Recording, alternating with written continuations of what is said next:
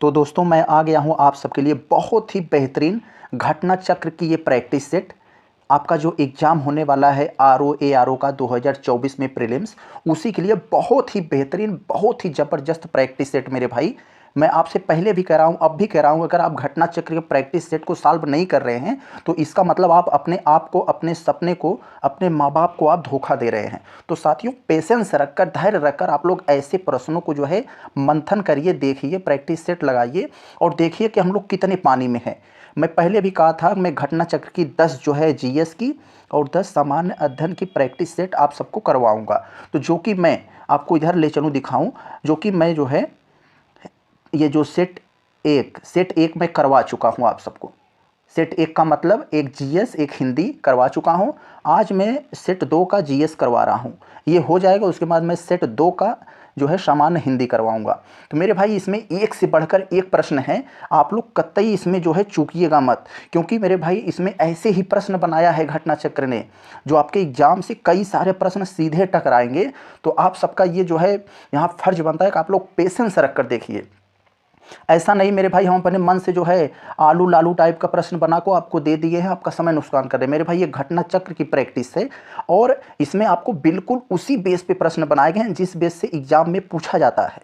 तो आप सब धैर्य रखकर देखिए, चाहे कठिन सवाल आए चाहे सरल आए, हर प्रश्न को यहाँ पर एक ट्रिक के साथ बताया जाता है, समझाया जाता है कि हाँ ऐसा होता क्यों है। तो चलिए हर एक प्रश्न को हम बहुत ही बेहतर तरीके से देखेंगे। तो चलिए हम लोग पहला प्रश्न देखते हैं, क्या कह रहा है हमारा पहला प्रश्न। बहुत ही बेहतरीन मेरे भाई सामान्य अध्ययन का ये आपका प्रैक्टिस सेट है, आप लोग इसे चूकिएगा नहीं। तो देखिए हम लोग पहला प्रश्न, प्रश्न से आप लोग घबराइएगा नहीं। प्रश्न जो होता है कई टाइप के यहाँ आपसे पूछे जाएंगे, तो एकदम बिल्कुल एग्जाम की तरह जो है ऐसा नहीं सिर्फ मसालेदार प्रश्न है। तो देखिए क्या करा है, इसमें नीचे कुछ कथन दिए गए हैं, सही कथन को आपको चुनना है। कथन को पढ़कर जो ऑप्शन है उन्हें सही उत्तर देना है ऑप्शन में से। तो मेरे भाई हमें पहला कथन हमसे करा है कि गुरला मांधाता तथा नामचा बारवा पर्वत चोटियाँ भारत में स्थित नहीं है। जी बिल्कुल सही मेरे भाई, ये गुरला मांधाता और नामचा बारवा पर्वत चोटियाँ जो है ये चीन के तिब्बत पठार में है मेरे भाई, जो चीन के कब्जे में तिब्बत वाला पठार है वहाँ पर हैं, बिल्कुल सही है। दूसरा कथन करा है कामेर तथा त्रिशूल पर्वत शिखर भारत के उत्तराखंड राज्य में है। जी मेरे भाई बिल्कुल, ये भी बात इसकी सही है, इसमें कोई गलत नहीं है। तो दोनों के दोनों कथन हमारे सत्य हैं, ऑप्शन नंबर सी हो जाएगा। चलिए हम लोग हर एक प्रश्न से आप परिचित होंगे और नए नए कंसेप्ट आपको आएंगे और आप लोग अपने आप को अंदाजिए कि हम लोग कितने पानी में हैं, कहाँ खड़े हैं हम लोग RO के एग्जाम में। चलिए दूसरा प्रश्न देखें मेरे भाई। तो दूसरा कह रहा है मेरे भाई निम्नलिखित में से सही कथन है। तो नीचे 4 कथन दिया है, कौन सा कथन सही है उसी सही कथन को आप बता दीजिए। तो मेरे भाई पहला कह रहा है भारत में सबसे अधिक उपजाऊ काली मिट्टी है। नहीं मेरे भाई, सबसे अधिक उपजाऊ जो है वो जलोढ़ मिट्टी है, ये जलोढ़ मिट्टी है और सबसे बड़े क्षेत्र में भी जलोढ़ है। तो इसका मतलब ये तो गलत हो गया, सही नहीं है। दूसरा पढ़ते हैं, भारत में सबसे बड़ा मृदा का वर्ग काली मिट्टी का है। नहीं मेरे भाई, अभी मैंने बताया सबसे ज़्यादा उपजाऊ और सबसे बड़ा मृदा का क्षेत्र जलोढ़ ही है, तो ये भी गलत हो गया। तीसरा कह रहा है, तीसरा क्या कह रहा है कि गंगा के मैदानों की पुरानी कछारी मृदा बांगर कहलाती है। जी मेरे भाई बिल्कुल सही, यही सत्य है। गंगा के जो मैदान होते हैं जहाँ पर बाढ़ का पानी नहीं पहुँच पाता है उसे बांगर का मैदान कहते हैं। बांगर का मैदान मेरे भाई उपजाऊ नहीं होता है क्योंकि यहाँ पर बाढ़ का पानी नहीं पहुँच पाता है, इसीलिए। और ये क्यों गलत होगा डी वाला, ये तो सही है, हमारा उत्तर सी होगा। तो डी वाला इसलिए गलत है, इसका जो हमें पूछा है ये वाला, यहाँ पर इसकी जो साइज पूछा है ये वाला, ये साइज भी इसकी गलत है। 2 mm कहाँ साइज होती है, इतना नहीं होता है वो, यहाँ पर ये बहुत छोटी होती है, 0.05 में करके इतना होता है। तो चले हम लोग तीसरे पे देखते हैं क्या है हमारा तीसरा प्रश्न। बहुत ही बढ़िया प्रश्न, क्या कह रहा है, थोड़ा सा हम लोग इसकी साइज को बड़ा करें। साथियों आप सबको अगर ज़रा सा भी पसंद आए, आप ही के समकालीन का भाई, आप ही जैसा आपका भाई पढ़ा रहा है, अपने आप को इस लेवल पर बिना संसाधनों के मेहनत कर रहा है, तो साथियों आपका भी कर्तव्य बनता है, आपसे जो हो सकता है शेयर कर सकते हैं, अपने लाइक सब्सक्राइब जो भी आपका बनता है तो आप कर दीजिएगा। तो चलें तीसरे को देखें। निम्नलिखित नीचे दिए गए कथनों पर विचार करें तथा अधोलिखित कूट से सही उत्तर चुनें। तो हमें सही उत्तर को चुनना है। कथन 1 में कह रहा है मेरे भाई गिरनार 4 तथा गिरनार 5 मूंगफली की किस्में हैं। यस मेरे भाई, ये गिरनार नाम जहां आता है यह जान लीजिए मूंगफली की किस्में हैं। दूसरा कथन कह रहा है दुर्गा, आज़ाद, बहार तथा जवाहर 4 अरहर की किस्म है। जी मेरे भाई ये सब अरहर किस्में हैं। दोनों के दोनों कथन सही है, इसमें कोई गड़बड़ी नहीं है। तो ऑप्शन नंबर ए हमारा तीसरा का ए हो जाएगा।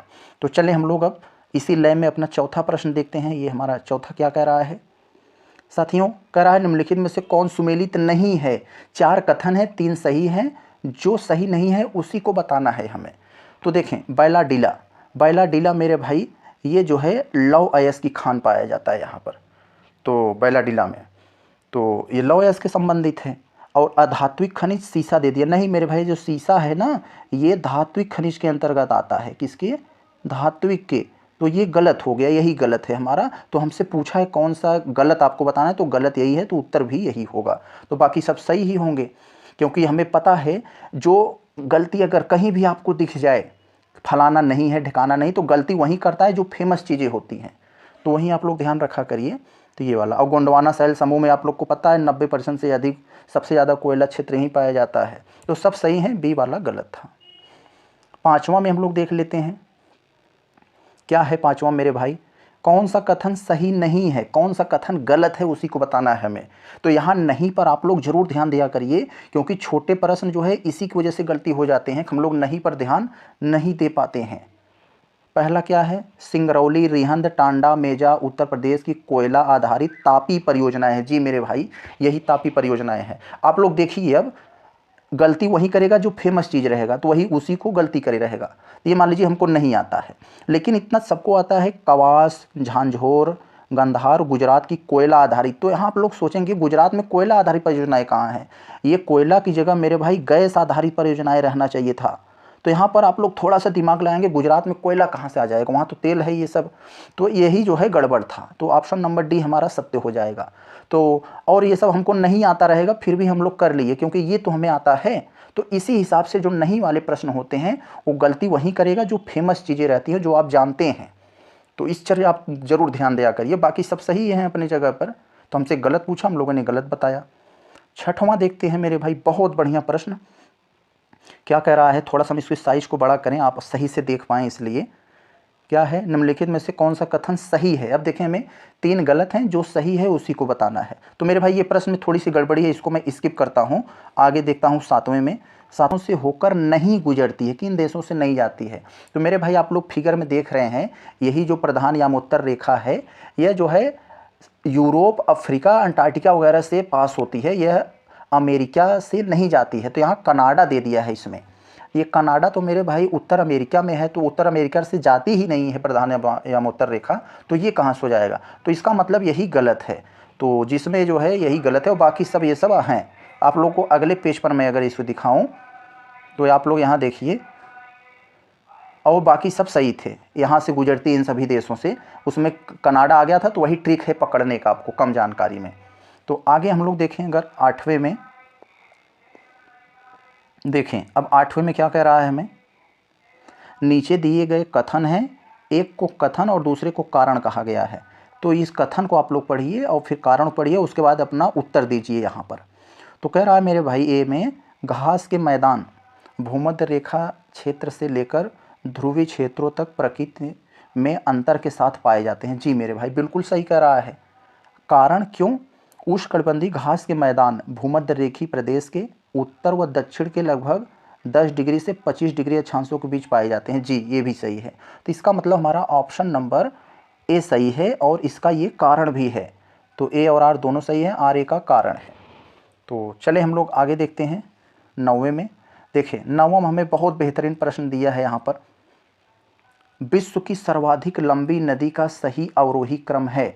तो अवरोही क्रम मेरे भाई बढ़ते, बड़े से छोटे होना, बड़ा फिर उससे छोटा फिर उससे छोटा फिर उससे छोटा।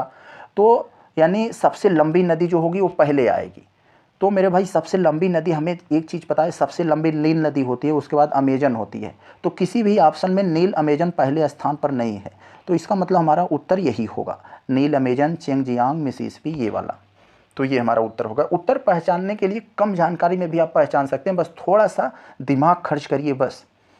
देखें हम लोग 10वें में, अयाला, यहाँ पर मेरे भाई अयाला दिया है। अयाला क्या है, एक स्थानीय पवन है। स्थानीय पवन का संबंध किस देश से है। तो मेरे भाई यह एक अयाला पवन जो है यह गर्म स्थानीय पवन है। यह कहाँ चलती है? यह चलती है फ्रांस में। ऑप्शन नंबर डी हो जाएगा। हाँ, फ्रांस का अयाला से संबंध है। आगे देखें हम लोग 11 में। 11 में क्या कह रहा है? मुद्रास्फीति के संबंध में निम्न कथनों पर विचार करें। मुद्रास्फीति के संबंध में 2 कथन दिए हैं, विचार करके बताइए कौन सा कथन सत्य है, इसी को बताना है। तो मेरे भाई मुद्रास्फीति हमें पता है कि मुद्रास्फीति का मतलब होता है क्रमवार से यदि महंगाई, वस्तुओं सेवाओं के दाम बढ़ने लगता है तो उसी को मुद्रास्फीति कहा जाता है। तो मुद्रास्फीति में मुद्रा का मूल्य कम हो जाता है। जी मेरे भाई बिल्कुल सही। जब वस्तुओं के दाम महंगे होते हैं तो इसका मतलब हमारे मुद्रा का वैल्यू कम हो गया, हमें उसी वस्तु को खरीदने के लिए और मुद्रा देना पड़ेगा। तो बिल्कुल सही जवाब। मुद्रास्फीति के संबंध में प्रतिकूल बचत पर प्रतिकूल प्रभाव पड़ता है। जी मेरे भाई ये भी बात सही है। जब महंगाई होगी, हमारा पैसा ज़्यादा खर्च होगा तो हमारे पास बचत नहीं होगा, कम होगा। तो इसका मतलब 2 के दोनों कथन सही हैं। Option number C. आगे चलें। 12वें में हम लोग देखते हैं क्या है। 12वें में क्या लिखा है मेरे भाई? पीएम प्रणाम योजना का संबंध है। तो मेरे भाई पीएम प्रणाम योजना का संबंध रासायनिक उर्वरकों के संतुलित प्रयोग से है। पृथ्वी माता को जो है संतुलित करने के लिए लोग ज़्यादा से ज़्यादा जो है जैविक खाद का प्रयोग करें और रासायनिक उर्वरकों का प्रयोग बहुत कम करें, बैलेंस तरीके से करें, इसीलिए यह पीएम प्रणाम योजना लाई गई थी। ऑप्शन नंबर ए ये हो जाएगा हमारा। और हम लोग आगे अगर देखें, आगे क्या है हमारा 13 में, बंद अर्थव्यवस्था क्या है, आपसे ये जानना चाह रहा है। तो मेरे भाई आप लोगों को पता होगा बंद अर्थव्यवस्था ऐसी अर्थव्यवस्था होती है जहां न तो आयात किया जाता है न तो निर्यात किया जाता है। तो न तो आयात न ही निर्यात, वह देश जो अपने यहाँ से न कुछ भेजता है न दूसरे देश से कुछ मंगाता है, तो इसका मतलब वह बंद अर्थव्यवस्था को फॉलो करता है। तो यही होता है। जापान मेरे भाई हद तक बंद अर्थव्यवस्था का जो है ये प्रयोग करता है, हालांकि पूरी तरह से नहीं लेकिन काफ़ी हद तक करता है। आगे देखें 14 में। 14 में मेरे भाई क्या दिया है आपको? बहुत बेहतरीन प्रश्न। ऐसे कंसेप्चुअल प्रश्न आते हैं, हर टाइप के प्रश्न है मेरे भाई। ऐसा नहीं कि इसमें कुछ टाइप के हैं मनमानी तरीके से हमने बनाया है। इसमें इस तरह से सेट किया गया जैसे आपके एग्जाम के प्रश्न सेट होते हैं। तो आप सब जो है इसको पेशेंस रख के आपको देखना पड़ेगा, एक एक प्रश्न पे मंथन करना पड़ेगा आपको। निम्नलिखित में से कौन सा मानव पूंजी निर्माण पर प्रत्यक्ष प्रभाव डालेंगे? तो मानव पूंजी निर्माण में भाई मानव को जो है एक अंदर स्किल बनाना, मानव को इस तरह से बना देना को मानव पूंजी बनाने लगे। तो मानव पूंजी का निर्माण प्रत्यक्ष प्रभाव डालता है। यदि शिक्षा में निवेश करेंगे तो मानव पूंजी निर्माण होगा, स्वास्थ्य में निवेश करेंगे तो मानव स्वस्थ रहेगा, उससे भी प्रशिक्षण देंगे, मुझे अच्छी ट्रेनिंग देंगे तो उससे भी, यानी 3 के तीनों हमारे सही हैं। 3 के तीनों जो है ये मानव पूंजी पर प्रत्यक्ष प्रभाव डालेंगे। Option number D. आगे देखा जाए 15 में, देखिए मैचिंग का सवाल है, बहुत बेहतरीन प्रश्न। मैचिंग के सवाल गलत नहीं होने चाहिए सबके, क्योंकि बहुत सरल होते हैं मैचिंग के सवाल, चाहे जिस सब्जेक्ट का हो। देखें एक तरफ हमें ऋग्वेद के मंडल दिया है और दूसरी तरफ उसके रचयिता दिया है। कौन से मंडल को किस रचयिता ने किया है उसको हमें मिलाना है। तो साथियों अब हमें पता है कि जो ऋग्वेद के मंडल है वो तीसरा मंडल जो सबसे फेमस है। आप सबको पता होगा मेरे भाई, ये जो ऋग्वेद के सबसे प्राचीनतम वेद है और वेद में कुल 10 मंडल होते हैं। यहाँ पर मैं आपको बताऊँ, वेद में कुल 10 मंडल होते हैं और उसी 10 मंडलों में से ये नाम दिया है कौन किसके रचयिता हैं। तो तृतीय मंडल ये विश्वामित्र इसके रचयिता हैं, पंचम मंडल अत्रि इसके रचयिता हैं। तो अब देखिए हम लोग, और ये छठवां वाला ये क्या है? ये भारद्वाज है, बचा एक चौथा में वामदेव हैं। इस हिसाब से अब हम लोग देखें हमारा कौन सा ऑप्शन सेट हो रहा है। ए वाला 4 पे जाना चाहिए, यही है, पहले से हमें मिल गया। यानी हम केवल ये अगर जानते रहे होंगे कि तृतीय मंडल के रचयिता विश्वामित्र हैं, इतनी जानकारी होती फिर भी हम ये सॉल्व कर ले जाते, क्योंकि हमारा ऑप्शन ही ऐसा सेट था। आगे देखें हम लोग 16 में, देखें क्या है? प्रभासगिरी तीर्थ स्थल का संबंध किस जैन तीर्थंकर से है? तो मेरे भाई ये आपको बता दें, ये प्रभासगिरी कहाँ पर है? ये कौशाम्बी में है, उत्तर प्रदेश का ये कौशाम्बी जिला जो है, जहाँ से उत्तर प्रदेश के वर्तमान डिप्टी सीएम केशव प्रसाद मौर्य का गृह जनपद भी है। तो यही कौशाम्बी से ही ये कौशाम्बी में ये प्रभासगिरी है तीर्थस्थल। तो यहाँ ये क्यों फेमस है? यहाँ पर जो जैन के जो ये गुरु थे यहाँ पर, ये ये पदम प्रभ, इन्हीं का यहाँ पर जन्म हुआ था प्रभास गिरी में, ये पदम प्रभ का। तो इसे आप लोग याद रखिएगा, ये बहुत महत्वपूर्ण है। ये जैन के ये 6वें गुरु थे। कौन से 6वें गुरु थे ये? पदम प्रभ। आगे चले हम लोग देखें 17वें में क्या लिखा है, निम्नलिखित में से कौन सा कथन सही है। हमें 4 कथन दिया है, कौन सा सही है उसी को हमें बताना है मेरे भाई। तो पहला अगर हम लोग पढ़ें, हर चीज़ को आपको क्लियर करने के लिए मैं पढ़ता हूँ, नहीं तो चाहूँ तो मैं आंसर बता के भाग सकता हूँ। तो देखें, कह रहा है शक सम्मत को कृत सम्मत तथा मालव सम्मत भी कहते हैं। नहीं मेरे भाई, गलत। शक सम्मत को नहीं, ये विक्रम सम्मत को ये कहा जाता है। विक्रम सम्मत को कृत सम्मत तथा मालव सम्मत भी कहते हैं। तो इसलिए यह गलत हो गया, तो ये हमारा गलत हुआ। कनिष्क के सारनाथ अभिलेख की तिथि 81 ईस्वी है। नहीं मेरे भाई, 71 नहीं, 81 ईस्वी होता तब सही रहता। 81 जगह पे आपको 71 दे दिया, तो इसका मतलब ये भी गलत हो गया कथन। कनिष्क के रवतक अभिलेख में साकेत, कौशाम्बी, पाटलिपुत्र तथा चंपा नगरों का उल्लेख है। जी मेरे भाई, यही सत्य है, यही सत्य है। क्योंकि कनिष्क का जो रवतक अभिलेख है, क्या है? रवतक अभिलेख ये कहाँ है मेरे भाई? अफगानिस्तान में है। तो आप लोग याद रखिएगा, ये अफगानिस्तान में है और इस अभिलेख में साकेत, कौशाम्बी, पाटलिपुत्र, चंपा नगरों का उल्लेख है। तो यही सही है हमारा, बाकी सब गलत। आगे देखें 18 में, निम्नलिखित में से कौन सा युग्म सुमेलित नहीं है, कौन सा गलत सुमेलित है उसे हमें बताना है। तो देखें, काला पैगोडा को कोणार्क का सूर्य मंदिर कहा जाता है, श्वेत पैगोडा को जगन्नाथ मंदिर, सप्त पैगोडा को मालमपुरम, ये भी सही है। तो हमें पता है शोर टेम्पल, शोर टेम्पल मेरे भाई कर्नाटक में नहीं, यह तमिलनाडु में है। कहाँ है? तमिलनाडु में। तो याद रखिएगा ये, इसीलिए यह गलत हो गया। आगे देखा जाए 19, निम्नलिखित में से कौन सा युग्म सुमेलित नहीं है, कौन सा ये सुमेलित नहीं है, गलत है सुमेलित, उसे बताना है। 3 सही है, गलत है। तो पहला अगर हम लोग देखें, दीवान ए आमिर को ही ये एक विभाग है। कौन सा विभाग है मेरे भाई? कृषि विभाग। आप लोग पढ़े होंगे हिस्ट्री में, यह एक कृषि विभाग है। इसकी स्थापना अलाउद्दीन ने नहीं की थी मेरे भाई, इसकी स्थापना MBT ने की थी, मोहम्मद बिन तुगलक। तो इसीलिए यह गलत हो गया। तो हमसे गलत पूछा है तो गलत यही है, बाकी हमें पढ़ने की जरूरत नहीं, हम समय बचा लें। और जानकारी के लिए आप लोग याद कर लें, दीवान मुस्त खराज, स्थापना अलाउद्दीन खिलजी, दीवान खैरात फिरोज शाह तुगलक, दीवान अर्ज ये बलबन ने किया था। तो इन सबको आप लोग सही था, यही गलत था ये वाला। 20वां हम लोग देखते हैं। अगर हम लोग 20वां देखें, क्या है इसमें, निम्नलिखित कथनों पर विचार कीजिए। विचार करना है दोनों कथनों पर और विचार कर बताना है सही उत्तर। दो अस्पा एवं सिंह अस्पा प्रथा जहांगीर दिन ने चलाई थी। तो बिल्कुल सही मेरे भाई, अभी बता रहा हूँ 2 अस्पा क्या है। 2 अस्पा प्रथा में मनसबदारों को सवार पद के 3 गुने, यहाँ सिंह अफजा नहीं होना चाहिए, यहाँ 3 अस्पा होना चाहिए। तो ये 2 अस्पा एवं 3 अस्पा प्रथा जहांगीर ने चलाई थी। तो यस, 2 अस्पा प्रथम मनसबदारों को सवार पद के 3 गुने घोड़े रखने होते थे। नहीं मेरे भाई, गलत।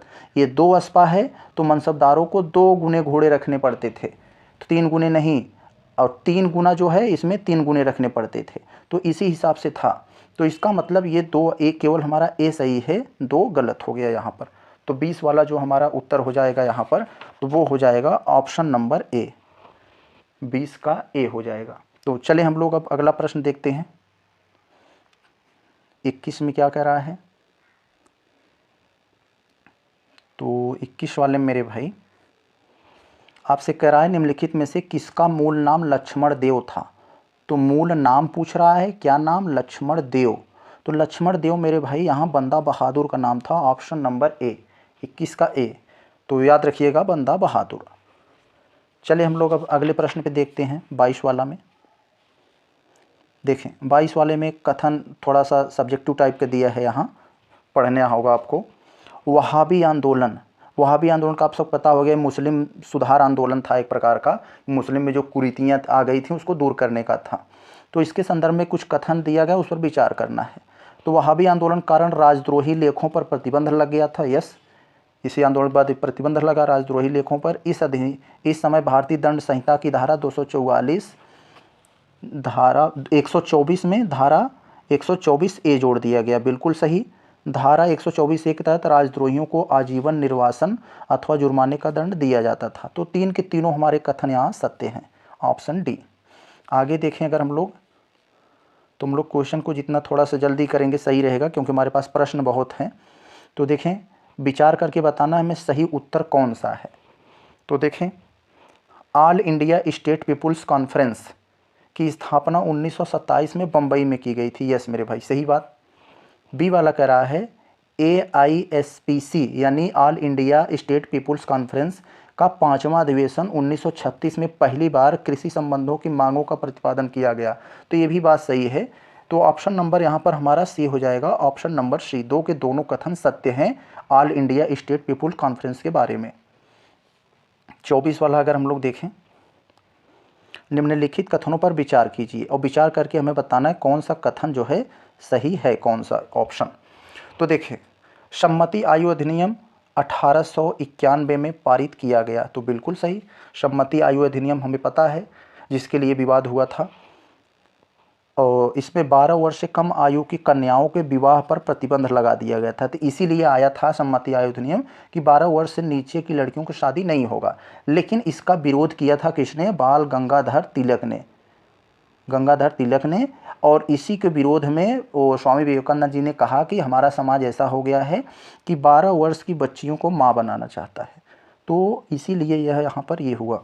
और आगे यहाँ पर देखें हम लोग, हम थर्ड वाला अगर, तो इस अधिनियम को बाल गंगाधर तिलक ने समर्थन दिया था मेरे भाई, विरोध किया था, तो ये गलत हो जाएगा। तीसरा वाला नहीं होना चाहिए हमारे ऑप्शन में, तो ये नहीं होगा, ये नहीं होगा, ये नहीं होगा। तो ऑप्शन नंबर ये, देखो मैं एलिमिनेशन से ही लगा दिया। आप अगर केवल इतना जानते रहेंगे कि सम्मति आयु अधिनियम बाल गंगाधर तिलक ने इसका विरोध किया था, तो आप लोग इसको आसानी से कर ले जाएंगे। आगे अगर हम लोग देखें, ये वाला जो 35 वाला है, यहाँ पर 35 वाले में देखें क्या करा है। 25 वाले में, उत्तर प्रदेश में बाजरा किस माह में बोया जाता है? तो मेरे भाई, यह उत्तर प्रदेश में जो बाजरा बोया जाता है, आपको पता है यह खरीफ की फसल है। किसकी? खरीफ की। और खरीफ की फसलें जो है जून जुलाई में बोई जाती हैं और अक्टूबर नवंबर में काटी जाती हैं। तो यह कब बोई जाती है मेरे भाई? यह मई जुलाई के आसपास ये बोई जाती है, बारिश के समय। आगे हम लोग देखें 26 में, 26 में क्या कह रहा है यहाँ पर? एक तरफ मेला उत्सव का नाम दिया है, दूसरी तरफ वो कहाँ लगता है, स्थान का नाम दिया है यहाँ पर। तो हमें मिलाना, हमें बताना है कौन सा गलत मैचिंग है यहाँ पर। तो देखें, कबीर मेला ये मगहर यानी मगहर का नया नाम संत कबीर नगर, यहाँ पर लगता है, यहाँ पर कबीर मरे थे। रामायण मेला चित्रकूट में लगता है, ये भी सही है। ये ढाई घाट मेला मेरे भाई बलरामपुर में नहीं, बल्कि यह जो है बुलंदशहर में लगता है। सॉरी बुलंदशहर नहीं, शाहजहाँपुर में। ये कहाँ पर? शाहजहाँपुर में, उत्तर प्रदेश में। और बलरामपुर में एक बहुत फेमस मेला लगता है, यहाँ पर आप लोग अगर देखेंगे बलरामपुर में, वो उसका नाम देखो नहीं याद आ रहा है हमें, बहुत फेमस वहाँ पर मेला है वो 26वां वाले में। यहाँ आप लोग अगर देखेंगे, सर्च करेंगे, कई बार ये पूछा गया है बलरामपुर में ये कौन से मेले लगते हैं। तो मेरे भाई, जो देवी पाटन का मेला, देवी पाटन का मेला लगता है यहाँ। तो यही इसमें गड़बड़ किया था, बाकी सब सही थे। बेरिया घाट का मेला यहाँ हरदोई में लगता है। तो आगे हम लोग अब 7वें वाले में अगर देखते हैं, तो 7वें वाले में यहाँ क्या दिया है? ताज बेगम किसकी परम भक्त थी? तो मेरे भाई यहाँ ताज बेगम के बारे में पूछ रहा है, ताज बेगम किसकी परम भक्त थी? तो ये मीराबाई के जैसी ही श्री कृष्ण जी की बहुत ही परम भक्त थी। ऑप्शन नंबर ए हो जाएगा। अब देखें हम लोग 28वां में, यहाँ देखें क्या लिखा है। तो कह रहा है, निम्न में से किस राज्य की सीमा बांग्लादेश से नहीं लगती है? तो आप लोग अगर ये मैप देखेंगे इंडिया का, तो उससे भी आप लोग ये सीख लेंगे कि नीचे कुछ राज्य दिए हैं, तो उस राज्यों में से कौन सी राज्य की सीमा बांग्लादेश से नहीं लगती है। तो मेघालय की भी लगती है, त्रिपुरा की भी लगती है, तीन तरह से घिरा है बांग्लादेश से। और यहाँ पर मिजोरम की भी लगती है। यह मणिपुर, जो मेरे भाई यह मणिपुर है, यह मणिपुर की सीमा यहाँ नहीं लगती है बांग्लादेश से। तो ऑप्शन नंबर सी हो जाएगा हमारा 28वां का, ऑप्शन नंबर सी। चलिए हम लोग 29 वाला देखते हैं, थोड़ा सा छोटा करें। क्या है, नीचे दिए गए कूट में से निम्नलिखित पहाड़ियों का दक्षिण से उत्तर की ओर बढ़ते हुए सही अवस्थिगत अनुक्रम कीजिए। तो यहाँ पर नीचे कुछ पहाड़ियाँ दी हैं, कह रहा है इसका दक्षिण से आते हुए उत्तर के क्रम में बताइए। यानी सबसे पहले जो दक्षिण में होगी, फिर उसके उत्तर में, फिर उसके उत्तर में, फिर उसके उत्तर में, कैसे बताना है। तो यहाँ पर देखिए मेरे भाई, सतमाला की पहाड़ियाँ, सतमाला की पहाड़ियाँ मेरे भाई कहाँ है, महाराष्ट्र में है, ये महाराष्ट्र में है। तो सबसे पहले ये हो जाएगा 1 नंबर पर। यहाँ से फिर थोड़ा सा उत्तर की ओर चलेंगे, मैं आपको थोड़ा सा मैप की तरह बताऊँ तब आप समझेंगे। देखें, ये सतमाला पहाड़ियाँ, सतमाला पहाड़ियाँ थोड़ा सा उत्तर में चलेंगे तो आपको ये कैमूर पहाड़ियाँ मिलेंगी जो एमपी और बिहार में हैं। तो कैमूर की पहाड़ियाँ मिल जाएंगी। थोड़ा सा और उत्तर आएंगे मेरे भाई तो ये नागा की पहाड़ियाँ आपको मिलेंगी। फिर थोड़ा सा और उत्तर आएंगे यहाँ पर तो आपको जो है यह पीर पंजाल जो कश्मीर में है ये मिल जाएगी। तो इस हिसाब से मैंने आपको पूरा सीरीज की तरह बता दिया ये। तो यहाँ पर सबसे क्या पूछ रहा है, अनुक्रम बताना है। तो इसका ऑप्शन नंबर क्या होगा, ये पहले नंबर पे आएगा, ये दूसरे नंबर पर 1 2 3 1 2 4 3 होगा। तो 1 2 4 3 कहाँ है, 1 2 4 3, ऑप्शन नंबर बी ये होगा उत्तर। आगे देखें, निम्नलिखित जनजातियों में से कौन भारत के अंडमान और निकोबार द्वीप समूह के मूल निवासी नहीं है। तो नीचे कुछ जनजातियों के नाम दिया है भाई और आपसे पूछ रहा है कौन सी जो है कौन सी जनजाति अंडमान और निकोबार की मूल निवासी नहीं है। तो मेरे भाई यहाँ रेंगमा दिया है, यह अंडमान निकोबार की मूल निवासी नहीं है। बाकी ये हालचू, ओंजे, शोम्पेन ये सब अंडमान निकोबार की जनजातियाँ हैं। अगर आप में थोड़ा सा और ध्यान देखेंगे यहाँ, ये रेंगमा कहाँ पाई जाती है, ये कहाँ पाई जाती है मेरे भाई। तो ये रेंगमा जो है मेरे भाई, यह नागा 30 नंबर में प्रश्न दिया है। तो ये कहाँ पाई जाती है, नागालैंड में। तो यहाँ नागालैंड। तो चले हम लोग आगे देखते हैं। 31वां में क्या है, निम्नलिखित में से कौन सा एक लैगून नहीं है। लैगून का मतलब होता है, लैगून झील क्या होती है मेरे भाई, जो समुद्र तट से लगी हुई हो और उसमें खारा पानी हो, समुद्र बहुत हल्के से माइनॉरिटी से समुद्र से अलग होती हो।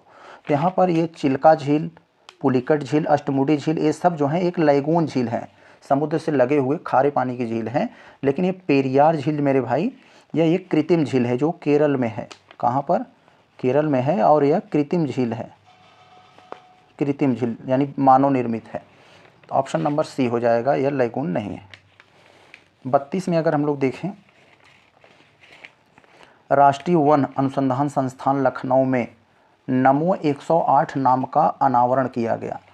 तो ये जो नमो 108 है मेरे भाई, यह एक कमल की प्रजाति है। हाँ, यही भाजपा वाले कमल जो है, इसी कमल की एक प्रजाति है। तो ऑप्शन नंबर ए हो जाएगा, कमल की एक किस्म है, ऑप्शन नंबर ए।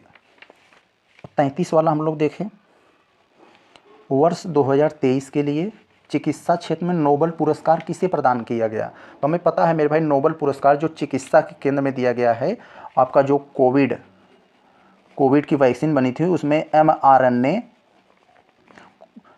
को महत्वपूर्ण मतलब इसकी देने वाली वे ये थी, कैटालिन कारिको और ड्रू विसमैन। तो ऑप्शन नंबर सी हो जाएगा हमारा, ये ए और बी 33वां का। फिर हम लोग आगे चले, अगर 34 में देखें क्या दिया है यहाँ पर, निम्नलिखित में से कौन एक सुमेलित नहीं है। कौन सा एक गलत सुमेलित है मेरे भाई, इसी को हमको बताना है कि हाँ हमारा कौन सा गलत था ये 34 वाले में। तो मेरे भाई ये यहाँ पर देखें, कोलकाता हुगली क्षेत्र टीटागढ़ से संबंधित है और छोटा नागपुर शिवकाशी, मेरे भाई ये गलत दिया है। ऑप्शन नंबर बी ही गलत है। क्यों गलत है मेरे भाई, ये जो है शिवकाशी औद्योगिक क्षेत्र में भाई, ये छोटा नागपुर नहीं है बल्कि यह बंगलुरु तमिलनाडु में है, बंगलुरु और तमिलनाडु ये इस क्षेत्र में है। तो और बाकी सभी अपनी जगह पर सही थे, तो यही गलत था, तो यही हमने बता दिया। आगे देखें हम लोग, central food technology research institute कहाँ है। तो मेरे भाई central food technology research institute ये मैसूर में है, ऑप्शन नंबर सी। तो याद रखेंगे हम लोग, मैसूर कहाँ है, कर्नाटक में। आगे देखा जाए, कोस्टेपा नहर का संबंध किस देश से है? कोस्टेपा नहर दिया है, पूछ रहा है एक ये जो नहर है ये किस देश में है, ये आपसे पूछना चाह रहा है। तो मेरे भाई ये कोस्टेपा ये अफ़गानिस्तान में है, ऑप्शन नंबर बी अफ़गानिस्तान में ये है। तो याद रखिए उत्तर बी हो जाएगा। और अब से जो 37 वाला पूछ रहा है, ये 37 वाले में क्या है, हाल ही में किसके द्वारा सुस्वागतम नामक पोर्टल लॉन्च किया गया? कौन सा पोर्टल? सुस्वागतम नामक पोर्टल किसके द्वारा लॉन्च किया गया है, ये हमसे पूछ रहा है। तो मेरे भाई ये सुप्रीम कोर्ट अगस्त 2023 में सुप्रीम कोर्ट के न्यायाधीश डी.वाई. चंद्रचूड़ साहब ने एक सुस्वागतम नामक पोर्टल लॉन्च किया है।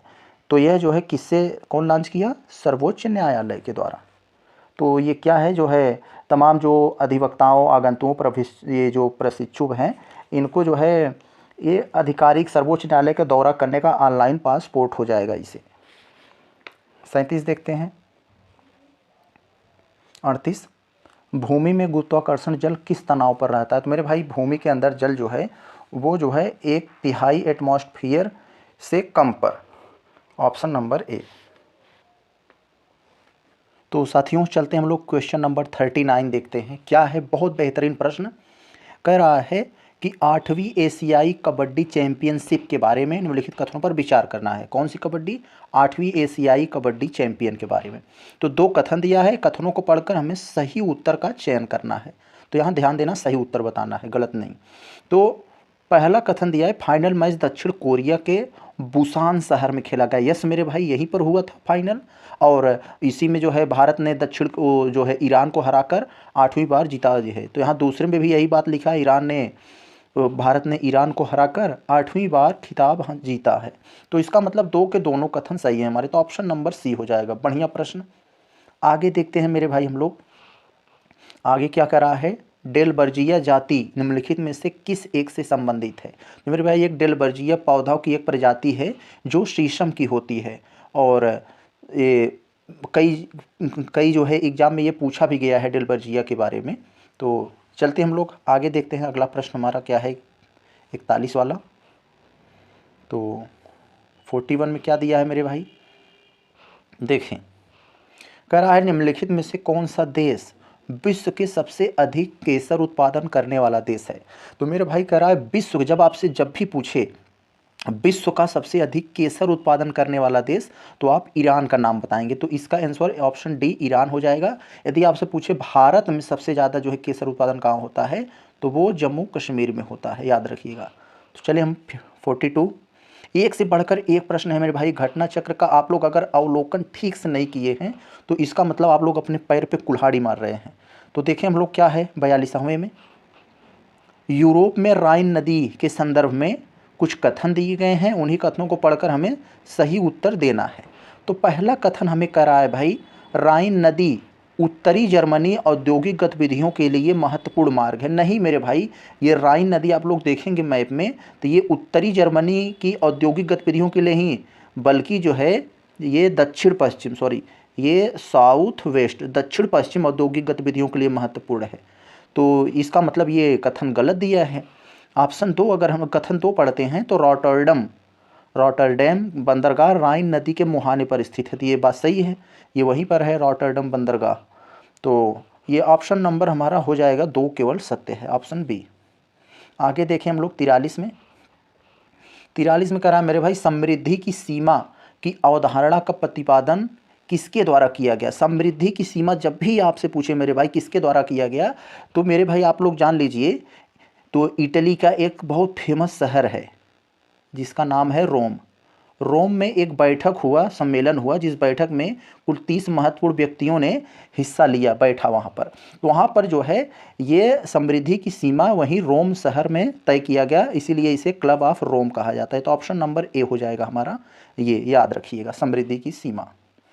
आगे देखा जाए मेरे भाई, ये 44 में कह रहा है नोबेल पुरस्कार 2023 में जो मिला है उसी से संबंधित कुछ आपको कथन दिए हैं, उन्हीं कथनों को पढ़कर हमें बताना है कि हमारा जो है कौन सा ऑप्शन सही है यहाँ पर। तो मेरे भाई कौन सा हमारा ऑप्शन सही होगा, हम लोग पहले पढ़ते हैं। तो पहले आप एक जान लीजिए, एक वाला देखते हैं। वर्ष 2023 की साहित्य का नोबेल पुरस्कार नरगिस मोहम्मदी को मिला है। नहीं मेरे भाई, यही गलत है। नरगिस मोहम्मदी को नोबेल का शांति पुरस्कार मिला है। आप लोग याद रखिएगा, ये शांति पुरस्कार नरगिस मोहम्मदी को मिला है। तो इसका मतलब ये कथन हमारा गलत हो गया।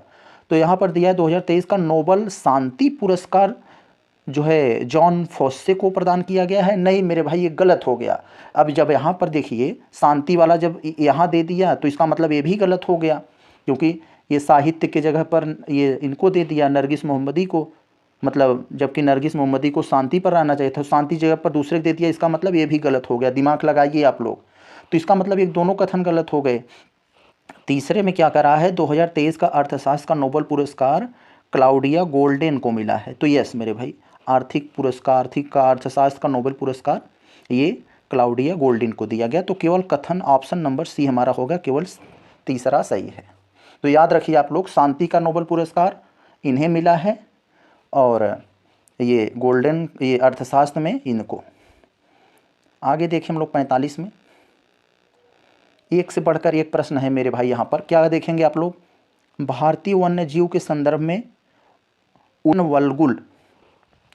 उड्डयन वल्गुल जिसे इंग्लिश में फ्लाइंग फॉक्स कहा जाता है, ये क्या है। तो आपसे पूछ रहा है भारतीय वन्य जीवन के संदर्भ में कुछ नीचे 4 कथन हैं, उसी में बताना है उड्डयन वल्गुल यानी फ्लाइंग फॉक्स क्या है। तो मेरे भाई ये एक प्रकार का चमगादड़ है। Option number A flying fox आप जब भी पूछे तो ये एक चमगादड़ की प्रजाति है। आगे देखें हम लोग 46। हमारा मतलब ये है मेरे भाई, आपको पूरा टेस्ट सीरीज जो घटना की जो सभी प्रैक्टिस सेट बने हुए हैं उन सभी को आप सभी को दिखाएं, उसे आप लोग सोचें, आप उससे आपका कंसेप्ट तैयार होगा। आप लोग पढ़े हैं तो किस संदर्भ में पढ़े हैं, वो कहाँ तक आपके लिए कारगर साबित हो रहा है, यह सबसे बड़ी बात है। तो आप लोग प्रश्नों को ठीक से देखें और उस पर मंथन करिए। देखें, यदि किसी महासागर का पादप प्लवक किसी कारण से पूर्णतया नष्ट हो जाए तो इसका क्या प्रभाव पड़ेगा। मेरे भाई बहुत बढ़िया प्रश्न, कंसेप्चुअल टाइप का प्रश्न है। आप थोड़ा सा दिमाग लगाकर ऐसे प्रश्नों को सॉल्व कर सकते हैं। कह रहा है किसी महासागर का पादप किसी तरह से पूरे नष्ट हो जाएं तो क्या प्रभाव पड़ेगा। तो यहाँ पर दिए हैं कुछ कथन। तो देखें, कार्बन सिंक के रूप में महासागर पर प्रतिकूल प्रभाव पड़ेगा। यस मेरे भाई, ये आपके जो वायुमंडल वगैरह में कार्बन है तो ये कार्बन को सोखने का सबसे ज़्यादा काम करते हैं। तो एक तो ये सही हो गया हमारा, ये सही है। दूसरा कह रहा है महासागर की खाद्य श्रृंखला पर प्रतिकूल प्रभाव पड़ेगा। यही बात सच बात है, क्योंकि वहाँ तमाम जीव जंतु हो क्या खाएंगे, सब मर जाएंगे, तो यही प्रभाव पड़ेगा। यहाँ तीसरा जो दे दिया है महासागर का जल घनत्व प्रबल रूप से घट जाएगा। मेरे भाई ये गलत है, ये पादप प्लवक से जल घनत्व का कोई संबंध नहीं है, तो यहाँ ये गलत हो जाएगा। इसका मतलब तीसरा जिस कथन में होगा वो हमारा कथन गलत हो जाएगा। इसमें है ये गलत, इसमें है ये गलत, और ऑप्शन नंबर ए हमारा हो जाएगा आंसर। तो यही सत्य है। आगे चले हम लोग। साथियों, अगर जरा सा भी आपको अच्छा लग रहा है तो वीडियो को अपने दोस्तों के साथ शेयर करके और चैनल को सब्सक्राइब जरूर करवाएं। तो चले हम लोग देखते हैं 47 में क्या है। देखें, biocarbon fund initiative for sustainable forest landscapes ये दिया है। कह रहा है इसका प्रबंधन कौन सा करता है। यह एक प्रकार का फंड है जो इतना बड़ा है, इसमें नाम भी है फंड मेरे भाई।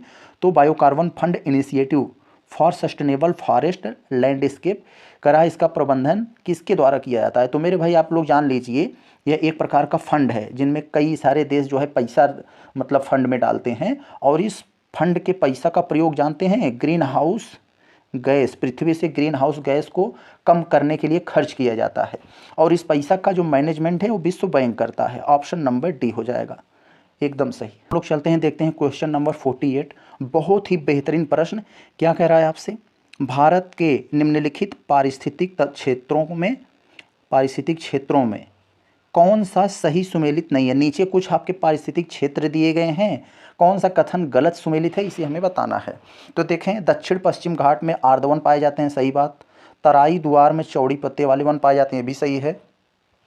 कच्छ के रण में घास प्रदेश पाए जाते हैं, ये भी सही है। जो पूर्वी दक्कन का पठार है मेरे भाई, यहाँ पर जो है अधिक टेम्परेचर पाया जाता है और वर्षा भी ठीक ठाक होती है, लेकिन ये आर्द्रवन जो होते हैं हल्का सा ठंड प्रदेश में पाए जाते हैं।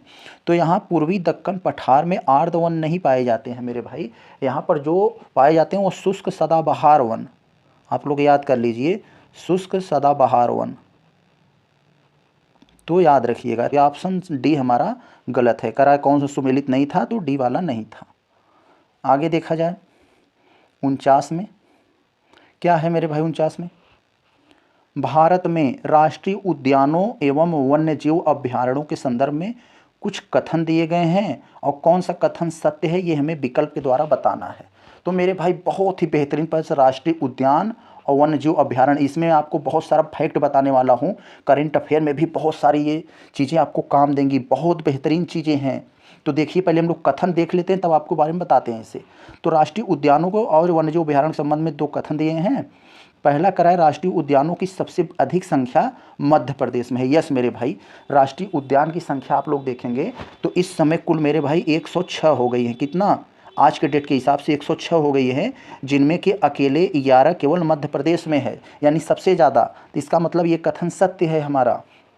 दूसरा पढ़ते हैं, वन्यजीव अभ्यारण्य सबसे अधिक संख्या अंडमान एवं निकोबार द्वीप समूह में है। यस मेरे भाई, बिल्कुल सही बात कर रहा है। अंडमान एवं निकोबार में है। कितना है?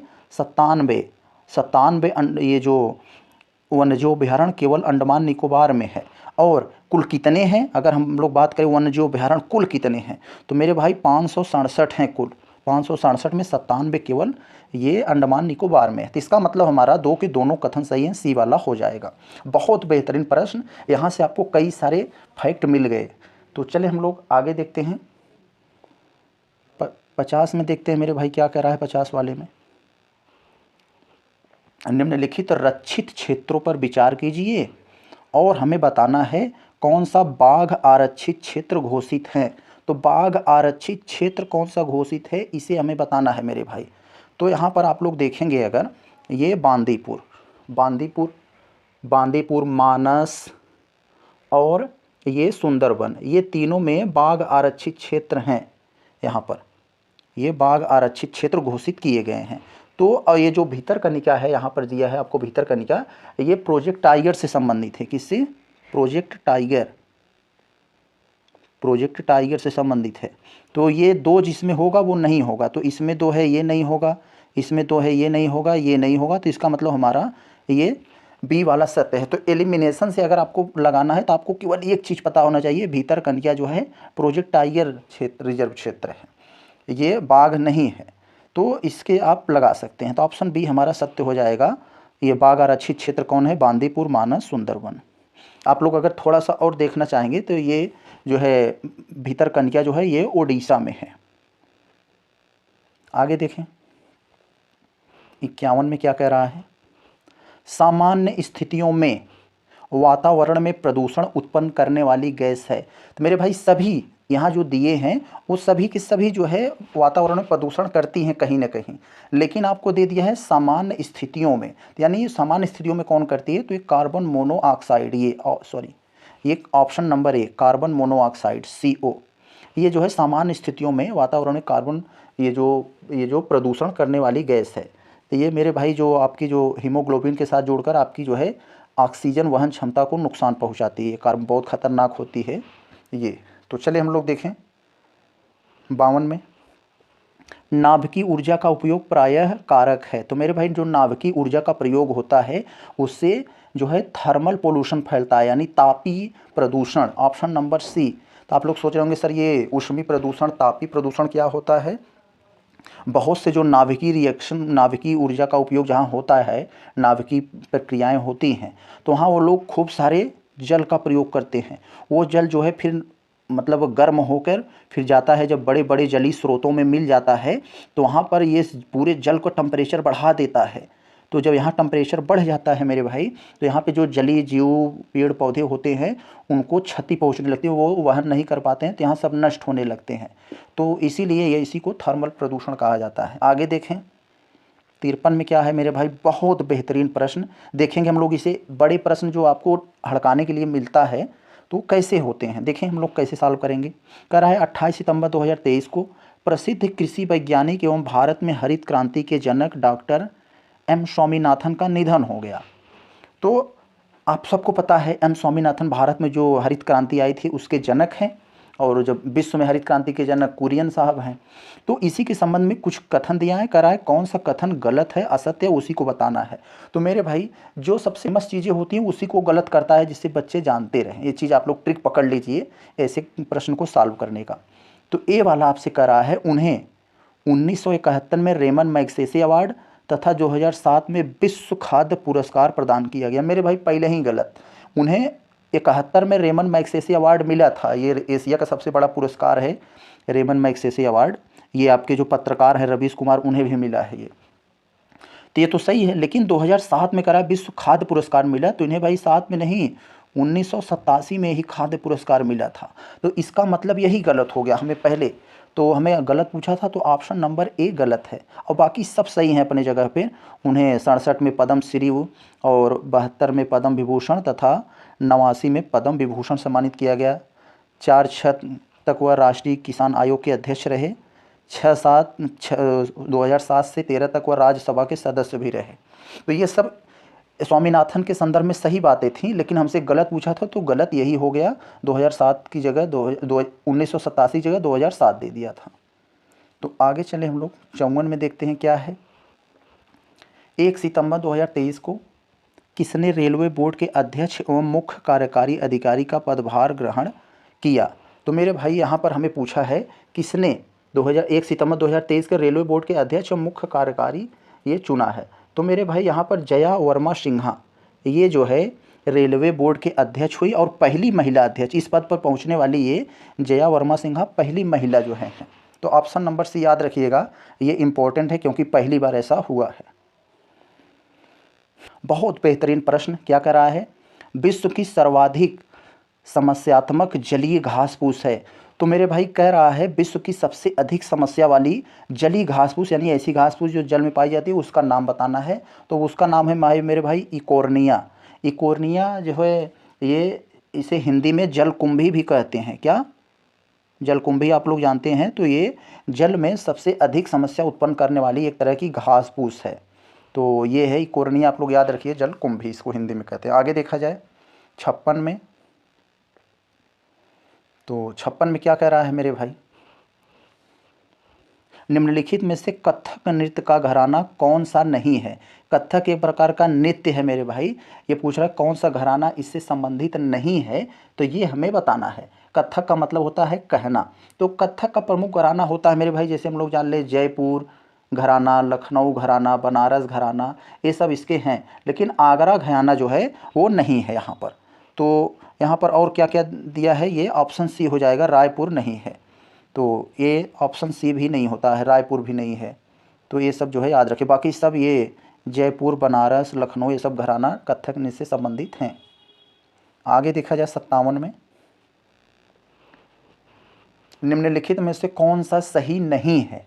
तो नीचे कुछ कथन दिए गए हैं, तो उससे बताना है कौन सा हमारा कथन गलत है। तो मेरे भाई तो यहाँ पर पहला दिया है उत्तर प्रदेश जनसंख्या नीति जो है 2021-30 तक है, इसी उद्देश्य से लाई गई है। तो ये बात तो सही है, आप लोगों ने पढ़ा होगा जब आया था ये जनसंख्या नीति। उत्तर प्रदेश निर्यात संवर्धन नीति 2020 से 2030 है, तो नहीं भाई, ये 2020 से 2025 के लिए उत्तर प्रदेश निर्यात संवर्धन नीति लाई गई थी। यहाँ 2030 की जगह 2025 होना चाहिए था, तब सही रहता। तो ये क्यों आई थी? क्योंकि उत्तर प्रदेश को ज़्यादा से ज़्यादा निर्यातक बनाना, ज़्यादा से ज़्यादा उत्तर प्रदेश सामान बनाकर निर्यात कर सके। तो यही हमारा गलत है। पूछ रहा है कौन सा सही नहीं है, तो यही गलत था। ये सही है पर्यटन नीति 2022, कृषि निर्यात 2019। आगे देखा जाए 58 में, देखें 58 में क्या है। आप लोग ऐसे ऐसे प्रश्नों से परिचित रहेंगे तो आप लोग हमें ये सीख जाएंगे कि हमें पढ़ना क्या है, किस उद्देश्य से पढ़ना। पढ़ते तो सभी हैं, लेकिन सब लोग ये बात नहीं समझ पाते हैं कि हमें पढ़ना क्या है और छोड़ना क्या है। तो यही सबसे बड़ा ट्रिक होता है आपके एग्ज़ाम में, जो सफलता के करीब आपको पहुंचाता है। आप लोग अगर ये समझ गए कि हमें छोड़ना क्या है, तो आप लोग ये मतलब समस्या आधी आपकी समाप्त हो जाएगी। ये क्या है देखिए, एक तरफ हमें निर्माणाधीन प्रस्तावित कुछ विश्वविद्यालय हैं, ऐसे कुछ विश्वविद्यालय दिए हैं जो या तो निर्माण हो रहे हैं या तो प्रस्तावित हैं, और दूसरी तरफ उनका स्थान दिया है। तो ये हमें बताना है कौन सा गलत सुमेलित है। तो पूरा है कौन सा गलत सुमेलित है। पहला हमें दिया है ये महात्मा बुद्ध कृषि एवं प्रौद्योगिकी विश्वविद्यालय श्रावस्ती में बन रहे हैं। तो मेरे भाई ये जो है, जो श्रावस्ती में तो बना है ये सही नहीं है, ये कुशीनगर में है। महात्मा बुद्ध कृषि एवं प्रौद्योगिकी विश्वविद्यालय कहाँ है? कुशीनगर, उत्तर प्रदेश के कुशीनगर में। तो याद रखिएगा, इसका मतलब यही गलत है और बाकी सब अपने जगह पर सही है। राजेंद्र प्रसाद राष्ट्रीय विधि विश्वविद्यालय प्रयागराज, उत्तर प्रदेश पुलिस और फॉरेंसिक लखनऊ, मेजर ध्यानचंद्र मेरठ में। तो ये सब है यहाँ पर। तो आगे देखिए, मतलब प्रस्तावित हैं या तो बन रहे हैं, ये था, तो ये भी प्रस्तावित है। आगे देखिए हम लोग 59 क्या है यहाँ? केवलादेव राष्ट्रीय उद्यान के संदर्भ में कथनों पर विचार कीजिए। केवलादेव राष्ट्रीय उद्यान आप लोग समझ रहे होंगे मेरे भाई कहाँ है? यह राजस्थान में है। तो याद रखिएगा ये। तो इसी संदर्भ में कुछ कथन दिए गए हैं, कथनों में से बताना है हमें कौन सा विकल्प सही है। तो इसे पंछियों का स्वर्ग कहा जाता है 59 में मेरे भाई। तो यस, ये तो कहा ही जाता है पंछियों का स्वर्ग। और अगला देखें हम लोग, दूसरा क्या कह रहा है? इसे घाना पंछी अभयारण्य भी कहते हैं। इसे घाना पंछी अभयारण्य भी कहते हैं, तो ये भी बात सही है। यह गंभीर तथा बाणगंगा नदियों के संगम पर है, तो ये भी बात सही है मेरे भाई। तीन के तीनों कथन यहाँ सही है हमारा। तो ऑप्शन नंबर सी हमारा हो जाएगा ये 59 का। तो चले हम लोग, तीन कथन आप लोग देख लिए केवलादेव राष्ट्रीय उद्यान के बारे में। अब देखिए हम लोग 60 का। 60 में मेरे भाई क्या दिया है आपको? कह रहा है भारत के प्रमुख प्रवाल भित्ति क्षेत्र, भारत के प्रमुख प्रवाल भित्ति क्षेत्र निम्नलिखित में से कौन से हैं? तो आपके कुछ प्रवाल भित्ति क्षेत्र के बारे में दिया है, पूछ रहा है कौन सा है। तो कच्छ की खाड़ी, दूसरा दिया है मन्नार की खाड़ी, तीसरा दिया है लक्षद्वीप, चौथा दिया है अंडमान निकोबार। तो मेरे भाई यहाँ भारत में प्रवाल भित्तियाँ मुख्यतः 4 क्षेत्रों में पाई जाती हैं। आप लोग याद रखिए, अंडमान निकोबार, दूसरा है अंडमान निकोबार द्वीप समूह, दूसरा है कच्छ का रण जो है कच्छ की खाड़ी, और तीसरा मन्नार की खाड़ी, और जो है इसके अलावा और जगह जगह जैसे लक्षद्वीप, और लक्षद्वीप में पाई जाती हैं। तो इसका मतलब 4 के चारों कथन हमारे यहाँ जो दिए हैं वो सत्य हैं, उपर्युक्त सभी। 61 में हम लोग देखें, बॉन सम्मेलन किससे संबंधित है? तो मेरे भाई बॉन सम्मेलन, ये बॉन सम्मेलन क्या है जो आपको यहाँ दिया है? ये बॉन सम्मेलन कहाँ है? तो बॉन सम्मेलन मेरे भाई प्रवासी पक्षियों के मतलब बचाने के लिए, प्रवासी पक्षियों विलुप्त न हो, उनको जो है आवास उपलब्ध कराने के लिए, उनकी जो है जैव विविधता को बचाने के लिए ये बॉन सम्मेलन हुआ। बॉन सम्मेलन ये कहाँ हुआ? जर्मनी का एक शहर है बॉन। कहाँ है? जर्मनी का। तो वहीं पर एक सम्मेलन हुआ प्रवासी पक्षियों के मतलब बचाने के बारे में। तो ऑप्शन नंबर ये सी हो जाएगा, प्रवासी पक्षियों से। देखें 62 वाला हम देखें क्या है? पारितंत्र की घटती उत्पादकता के क्रम में उनका निम्नलिखित में से कौन सा अनुक्रम है? तो पारितंत्र में उत्पादकता के जो है घटते क्रम, यानी सबसे बड़ी उस उत्पादकता बताना है, फिर उससे छोटी, फिर उससे छोटी, फिर उससे छोटी, यानी घटते क्रम में हमें बताना है। तो सबसे बड़ी उत्पादकता मेरे भाई मैंग्रोव की होती है, फिर उससे कम घास स्थल, फिर झील, फिर ये महासागर। तो क्या ये होती है? तो यहाँ पर ये हमें बताना 62 में जो लिखा है हमारा, तो यही सही है, ऑप्शन नंबर सी, ये होती है घटते क्रम। आगे देखा जाए 63 में क्या दिया है मेरे भाई? 63 वाले में निम्नलिखित में से कौन सा एक सही सुमेलित है? तो यहाँ हमें 4 विकल्प दिए हैं, एक गलत सुमेलित किया है, 3 सही हैं। तो जो वही मतलब एक सही है, 3 गलत हैं। तो जो सही सुमेलित है उसी को हमें बताना है कौन सा सही सुमेलित है यहाँ पर हमारा। तो मेरे भाई कौन सा हमें देखें, यहाँ पहला दिया है हमारा अश्लेषा। अश्लेषा ये एक टैंक का नाम है, कावेरी मिसाइल का नाम है, प्रहार दे दिया है राडार, और मिसियस दे दिया है क्वांटम संचार। तो ये चारों हमें देकर हमसे पूछा है कौन सा सही है यहाँ पर। तो मेरे भाई यहाँ पर ये मिसिसियस एक क्वांटम संचार उपग्रह है, ये दिया है। और आगे अगर आप लोग देखेंगे अश्लेषा टैंक, ये जो है अश्लेषा टैंक जो है ये अश्लेषा नहीं है, यहाँ पर जो है राडार है। ये अश्लेषा एक प्रकार का राडार है, कावेरी एक तरह का विमान है, ये विमान है, और ये तो राडार होना चाहिए था यहाँ। तो ऐसे आप लोग मतलब पढ़ेंगे तो ऐसे कई सारे फैक्ट आपको मिल जाएंगे यहाँ पर। आगे देखें 64 में निम्नलिखित में से किसने जनसंख्या का सामाजिक एवं आर्थिक सिद्धांत दिया है? तो जनसंख्या सामाजिक और आर्थिक सिद्धांत किसने दिया है मेरे भाई? तो जॉन हेनरी ने यहाँ पर ये हेनरी जॉर्ज ने जनसंख्या का सामाजिक एवं आर्थिक सिद्धांत दिया है। Option A. देखिए हम लोग 65 वाले में क्या दिया है। 65 वाले मेरे भाई कह रहा है कि भारतीय संविधान में निम्नलिखित में से कौन से अनुच्छेद में वार्षिक वित्तीय विवरण का बजट का उल्लेख किया गया है? तो मेरे भाई हमें पता है, हम लोग अगर पॉलिटी अच्छे से पढ़े होंगे तो किस अनुच्छेद में वार्षिक वित्तीय विवरण, जिसे हम लोग बजट कहते हैं, बजट का उल्लेख है यहाँ पर। तो मेरे भाई 112, ये केंद्रीय जो बजट होता है 112 जो है केंद्रीय बजट से संबंधित है। ये केंद्रीय बजट से, अगर राज्य बजट से पूछे तो 202 होगा। तो ये ऑप्शन नंबर बी है यहाँ सही। आगे देखा जाए 66 का क्या है। राज्यसभा संसद का अस्थाई सदन है। तो सही बात है, राज्यसभा जो है अस्थाई सदन है, या राज्यसभा कभी भंग नहीं होती। बिल्कुल सही है, तो सही बात है। जब लोकसभा भंग होती है तब राज्यसभा की बैठकें नहीं बुलाई जा सकती। तो मेरे भाई ये गलत है। आपको क्यों नहीं बुलाई जा सकती हैं? राज्यसभा की बैठक बुलाई जा सकती है, तो ये चीज़ गलत दे दिया है। तो हमारा केवल ऑप्शन नंबर ए सत्य है। आगे देखें हम लोग 67 में सितंबर 2023 प्रधानमंत्री नरेंद्र मोदी ने मध्य प्रदेश के किस नगर में बीपीसीएल की रिफाइनरी में डाउन स्ट्रीम पेट्रोकेमिकल कॉम्प्लेक्स और रिफाइनरी विस्तार परियोजना की आधारशिला रखी है? तो ये पूछ रहा है आपसे, एक फैक्चुअल टाइप का प्रश्न है मेरे भाई। तो ये कहाँ रखी है? तो मेरे भाई ये 49,000 करोड़ की, यहाँ पर आप लोग याद रखिए 49,000 करोड़ की एक तरह का ये परियोजना थी।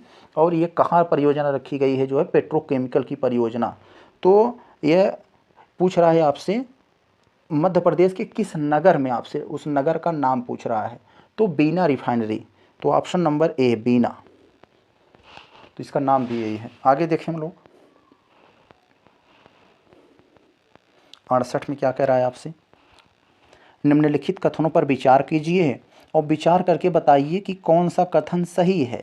तो मेरे भाई पहला कथन जब आप पढ़ेंगे तो कह रहा है 1919 में मॉन्टेग्यू चेम्सफोर्ड सुधारों में 21 वर्ष से अधिक आयु की सभी महिलाओं के मताधिकार की संतुष्टि की गई थी। तो नहीं मेरे भाई, इसमें कहाँ सभी महिलाओं को, कुछ ही महिलाओं को जो है इसमें मताधिकार का ये मतलब दिया गया था। तो ये पहला हमारा गलत हो गया। आप लोग पढ़े होंगे कि कहाँ आज़ादी के बाद तो ऐसा हुआ ना। दूसरा कह रहा है 1935 के गवर्नमेंट ऑफ इंडिया एक्ट में विधानमंडल में महिलाओं के लिए आरक्षित स्थानों का प्रावधान किया गया। यस मेरे भाई, 1935 वाले जो है अधिनियम में ऐसा था। तो ऑप्शन नंबर बी हमारा केवल सत्य है। आगे चलें, देखें इसमें क्या है। हिस्ट्री से सवाल आने लगे हैं अब। निम्नलिखित कथनों पर विचार करना, विचार करके बताने कौन सा सही है। तो तृतीय गोलमेज सम्मेलन विचार विमर्श की रणनीति भारत सरकार अधिनियम 1935 होने के रूप में हुई। तो यस मेरे भाई, तृतीय गोलमेज सम्मेलन जो हुआ तो इसमें जो है बहुत बड़ी भूमिका रही थी। 1935 अधिनियम पारित होने में तृतीय गोलमेज की सम्मेलन बहुत बड़ी भूमिका थी। तो 69 वाला में तो ये हमारा ये तो सही है। दूसरा कह रहा है भारत सरकार अधिनियम 1935 ने ब्रिटिश भारत के सूबों और भारतीय रियासतों के एक संघ पर आधारित ऑल इंडिया फेडरेशन का उपबंध किया। यस, दोनों सही हैं। तो ऑप्शन नंबर सी सत्य है। 70 देखते हैं। है अगस्त 2023 में मिजोरम के किस शहर में 100 माइक्रोसाइट्स परियोजना के तहत पहले एबीडीएम माइक्रोसॉफ्ट की शुरुआत की गई है। तो मेरे भाई ये मिजोरम के जो है राजधानी आइजॉल में। ऑप्शन नंबर बी हो जाएगा हमारा। तो 70 का बी। चलिए हम लोग 71 देख लेते हैं। 71 में क्या है। तो देखें 71 मैचिंग वाले सवाल हैं। और मैचिंग वाले सवाल मेरे भाई गलत नहीं होते। अगर आप लोग कुछ थोड़ा सा दिमाग लगाकर यहाँ करोगे तो ये सवाल गलत नहीं होते हैं आपके। यहाँ देखें 1 और 2 को मिलाना है। यहाँ एक कुछ अनुच्छेद दिए हैं, किस अनुच्छेद का किससे संबंध है, किस विषय से, उसे हमें मिला देना है। तो अगर हम लोग मिलाएं, थोड़ा सा देखें यहाँ पर कौन कौन सा है। तो निर्वाचन आयोग से कौन है, 324 है, इसको हम लोग यहाँ मिला दिए, यहाँ ये मिल गया। अब देखें हम लोग और प्रशासनिक अधिकरण ये लोकसभा सीटों के लिए SC/ST का जो आरक्षण, ये तो है, इससे चला जाएगा सी से। अब देखें हम लोग B1 पर, C4 पर, तो केवल हमें 2 ही चीज़ जानकारी थी, तब भी हमने पा लिया कि यानी B जो है 1 पर होना चाहिए और C जो है वो 4 पे जाना चाहिए। तो हमें पा लिया इसका उत्तर। तो इसका मतलब ये A वाला जो है वो 2 पे आएगा, हमें यहाँ से मालूम चल गया। तो ये 2 पर आ जाएगा, एक हमारा ये बचा है, ये यहाँ पे चला आएगा। तो इसलिए हम लोग कम नॉलेज में भी जो है ये एलिमिनेशन के माध्यम से हम लोग सवाल लगा सकते हैं। 72 में देखें क्या दिया है मेरे भाई। 72 में संविधान, भारत के संविधान के आमुख का लक्ष्य उसके सभी नागरिकों के लिए सुनिश्चित करता है। क्या करता है मेरे भाई? सामाजिक आर्थिक न्याय, विचार तथा अभिव्यक्ति की स्वतंत्रता, अवसर की समानता, व्यक्ति की प्रतिष्ठा। तो मेरे भाई यहाँ सब के सब कथन सही हैं 72 वाले में, ऐसा ये है। तो ऑप्शन डी हमारा सभी के सभी हैं, यानी संविधान का जो है वो ये सब के लिए तत्पर है। 73 में देख लेते हैं। भारत के संदर्भ में संसदीय प्रणाली में, किसमें? संसदीय प्रणाली में निम्नलिखित में से कौन सा सिद्धांत संस्थागत रूप में निहित है? तो संस्थागत में कौन सा निहित है संसदीय प्रणाली में? तो मंत्रिमंडल के सदस्य संसद के सदस्य होते हैं। तो यही बात सही है मेरे भाई। जो मंत्री होते हैं वो तो जिससे जो चुने जाते हैं लोकसभा में, वही तो मंत्री बनते हैं। तो इसका मतलब ये सही कह रहा है। जब तक मंत्रियों को संसद का विश्वास प्राप्त रहता है तब तक वे अपने पद पर बने रहते हैं। यस, कोई मंत्री तभी तक रह सकता है जब तक वो जो है उस सरकार को जो है बहुमत प्राप्त है। राज्य का अध्यक्ष ही मंत्रिमंडल का अध्यक्ष होता है। नहीं मेरे भाई, राज्य का अध्यक्ष का मतलब ये हो गया कि राष्ट्रपति। तो राष्ट्रपति मेरे भाई मंत्रिमंडल का अध्यक्ष नहीं होता है। मंत्रिमंडल का अध्यक्ष जो है आपका PM होता है। तो ये तीसरा गलत हो गया। तो तीसरा कथन है, तीसरा गलत हो गया। तीसरा जिसमें होगा वो कथन गलत हो जाएगा। तो किसमें है तीसरा? इसमें है, इसमें है, इसमें है। तो इसका मतलब हमारा केवल A सही है। इस हिसाब से सॉल्व करिए आप प्रश्न को। देखें अब लोग 26 सितंबर 2023 को 53वें Dada Saheb Phalke life time achievement award से किसको सम्मानित किया गया है, ये बताइए। इस साल 23 सितंबर 2023 को तो मिला है मेरे भाई वहीदा रहमान को। ये एक अपने समय बहुत बड़ी, बहुत फेमस एक्ट्रेस थी, हीरोइन थी। तो यही हैं, आप लोग याद रखिए, वहीदा रहमान। आगे देखा जाए 75 में 24 अगस्त 2023 को घोषित 69th यानी 69वां राष्ट्रीय फिल्म पुरस्कारों से संबंधित कुछ कथन दिए। कौन सा कथन गलत है मेरे भाई? तो हमें गलत कथन को बताना है, कौन सा गलत है। तो यहाँ देखें, पहला जो हमें दिया है, यहाँ पर पहला क्या दिया है? पहले में सर्वश्रेष्ठ फीचर फिल्म का पुरस्कार S राजामौली के निर्देशन में फिल्म RR तेलुगु को दिया गया है। तो मेरे भाई ये गलत दिया गया है। तो क्यों गलत दिया गया है अभी मैं चर्चा कर रहा हूँ। तो यही गलत है, तो यही आप लोग जान लीजिए। बाकी सभी अपने स्थान पर सही हैं कि सर्वश्रेष्ठ हिंदी फिल्म का पुरस्कार सुजीत सरकार द्वारा निर्देशित फिल्म उधम सिंह हिंदी को दिया गया है। यानी आपसे पूछे सर्वश्रेष्ठ हिंदी फिल्म कौन है, तो उधम सिंह एक फिल्म आई थी उसकी है। सर्वश्रेष्ठ अभिनेता का पुरस्कार अल्लू अर्जुन यानी वो पुष्पा वाले को मिला है। और डी में आप लोग अगर पूछें सर्वश्रेष्ठ अभिनेत्री का पुरस्कार आलिया भट्ट को मिला है और कृति सेनन को मिला है। तो ये दोनों को मिला है।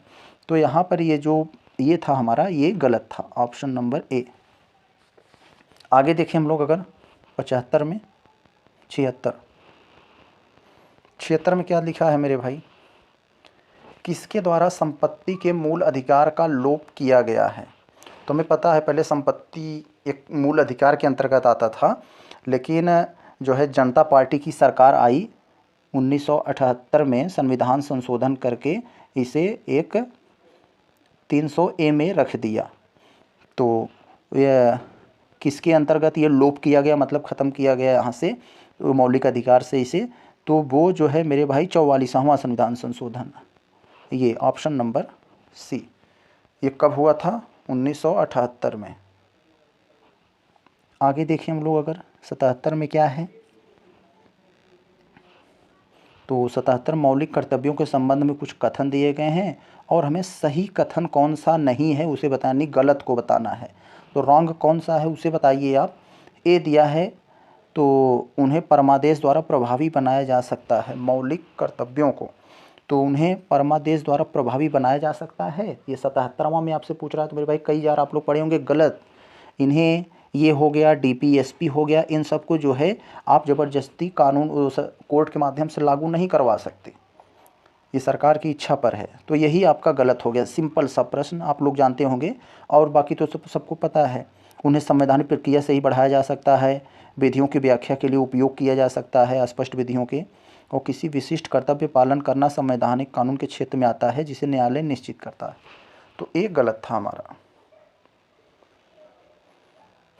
78 में देखें, निम्नलिखित में से किस राष्ट्रपति ने एक शक्ति का प्रयोग किया था जिसे संवैधानिक शब्दावली में जेबी निषेधाधिकार कहा जाने लगा? तो हमें पता था मेरे भाई, डाकघर बिल संशोधन विधेयक पारित हुआ था ये 1985 में। तो ये जैल सिंह उस समय जो राष्ट्रपति थे, तो इन्होंने उस विधेयक को अपने पास रख लिया, न तो सहमति दिया न तो असहमति। तो लोग कह लिए कि ये यानी जैल सिंह इसे जेब में रखकर भूल गए, तो इसी को जेब से ही जेबी आ गया, तो जेबी वीटो का अधिकार जो है हो गया। तो ऑप्शन सी है, जेबी वीटो किससे संबंधित है? यानी जैल सिंह से। लोकसभा का कार्यकाल के बारे में कुछ कथन दिया है, उसमें बताना है कौन सा हमारा सही है। तो देखें, किसी भी परिस्थिति में नहीं बढ़ाया जा सकता। 79 में ये आपसे पूछ रहा है, किसी भी परिस्थिति में नहीं बढ़ाया जा सकता। तो ये तो गलत है मेरे भाई, बढ़ाया जा सकता है इमरजेंसी वगैरह में। एक बार में 6 महीने तक के लिए बढ़ाया जा सकता है। तो ऐसा भी, ये भी गलत लग रहा है क्योंकि इमरजेंसी में ऐसा नहीं देखने को मिलता। आपातकाल की घोषणा के दौरान एक बार में 1 वर्ष तक के लिए बढ़ाया जा सकता है। यस, ये सही है, बाकी सब गलत हैं। ऑप्शन नंबर सी हो जाएगा हमारा 79 का। आगे देखें हम लोग 80 का। 80 में क्या कह रहा है आपसे? आर्थिक सर्वेक्षण प्रतिवर्ष संसद में प्रस्तुत किया जाता है। आर्थिक सर्वेक्षण प्रतिवर्ष संसद में प्रस्तुत किया जाता है आगामी बजट के पूर्व। ऑप्शन नंबर ए हो जाएगा हमारा यहाँ पर, आगामी बजट के पहले ही प्रस्तुत किया जाता है बजट के बारे में आर्थिक सर्वेक्षण। 81 में देखें, भारत सरकार ने protection of plant varieties and farmers right अधिनियम निम्नलिखित में से किस वर्ष पारित किया? ये पूछ रहा है। तो मेरे भाई 2001 में पारित किया। ऑप्शन नंबर ए हो जाएगा। थोड़ा सा हम लोग स्पीड को देखें क्योंकि अब समय हम लोगों के पास कम है। तो निम्नलिखित कथनों पर विचार कीजिए, विचार करके बताना कौन सा कथन सही है। तो मेरे भाई, भारत में शेयर बाजार तथा फ्यूचर्स बाजार में हुए लेन देन पर टैक्स यानी कर किसके द्वारा लगाए जाते हैं? संघ द्वारा लगाए जाते हैं। ये बात तो सही है। जो शेयर बाजार तथा फ्यूचर बाजार में लेन देन होता है तो उस पर जो टैक्स लगता है तो उस टैक्स को केंद्र सरकार लगाता है और केंद्र सरकार ही वसूलता है। तो यहाँ पर दूसरे में दे दिया है राज्यों द्वारा एकत्रित किया जाता है। नहीं भाई, केंद्र के द्वारा ये वसूला जाता है। तो इसका मतलब ये गलत हो गया। तो हमारा केवल ए सही है, 82 का ए हो जाएगा। अब देखिए साथियों, आपके सामने बहुत इंटरेस्टेड जो आपको फ्री का नंबर दिलाता है, आप लोग एक बार पढ़े रहेंगे तो काम कर जाता है। जो रीजनिंग का आता है, सिंपल मैथ का आ जाता है और रीजनिंग के प्रश्न आते हैं, वो ऐसा है। तो आपसे इसमें पूछ रहा है कौन सा सबसे बड़ा भिन्न है। तो मैं इसको बताऊंगा तो थोड़ा सा समय लगेगा, आप लोग कर लीजिए क्योंकि आप लोग एक्सपर्ट होंगे। तो ऐसा जब भी सवाल आता है तो आप लोग भाग देकर देख लिया करिए। ये 13 में 9, 13 का 9 में भाग दे दीजिए, 13 भागे 9। तो आप लोग सोचेंगे इसका भाग कैसे जाएगा, तो 0 बढ़ाकर दशमलव लीजिए या 90 कर दीजिए। तो इससे करिए, इसका भाग इसमें, इसका भाग इसमें करेंगे, इसका भाग इसमें, इसका भाग इसमें। तो यहाँ पर देखेंगे तो यहाँ पर जब आप करेंगे ये वाला, तो यहाँ आपको 0.7 में, बाकी सब में 0.6 मिलेगा। तो 0.6 छोटा है 0.7 से। तो यहाँ पर मैं आपको शॉर्ट में बता दिया, तो इसी का 28 बटे जो है 39। तो ऑप्शन नंबर सी इसका सही होगा, यही सबसे बड़ा है। चेक करने का तरीका यही है।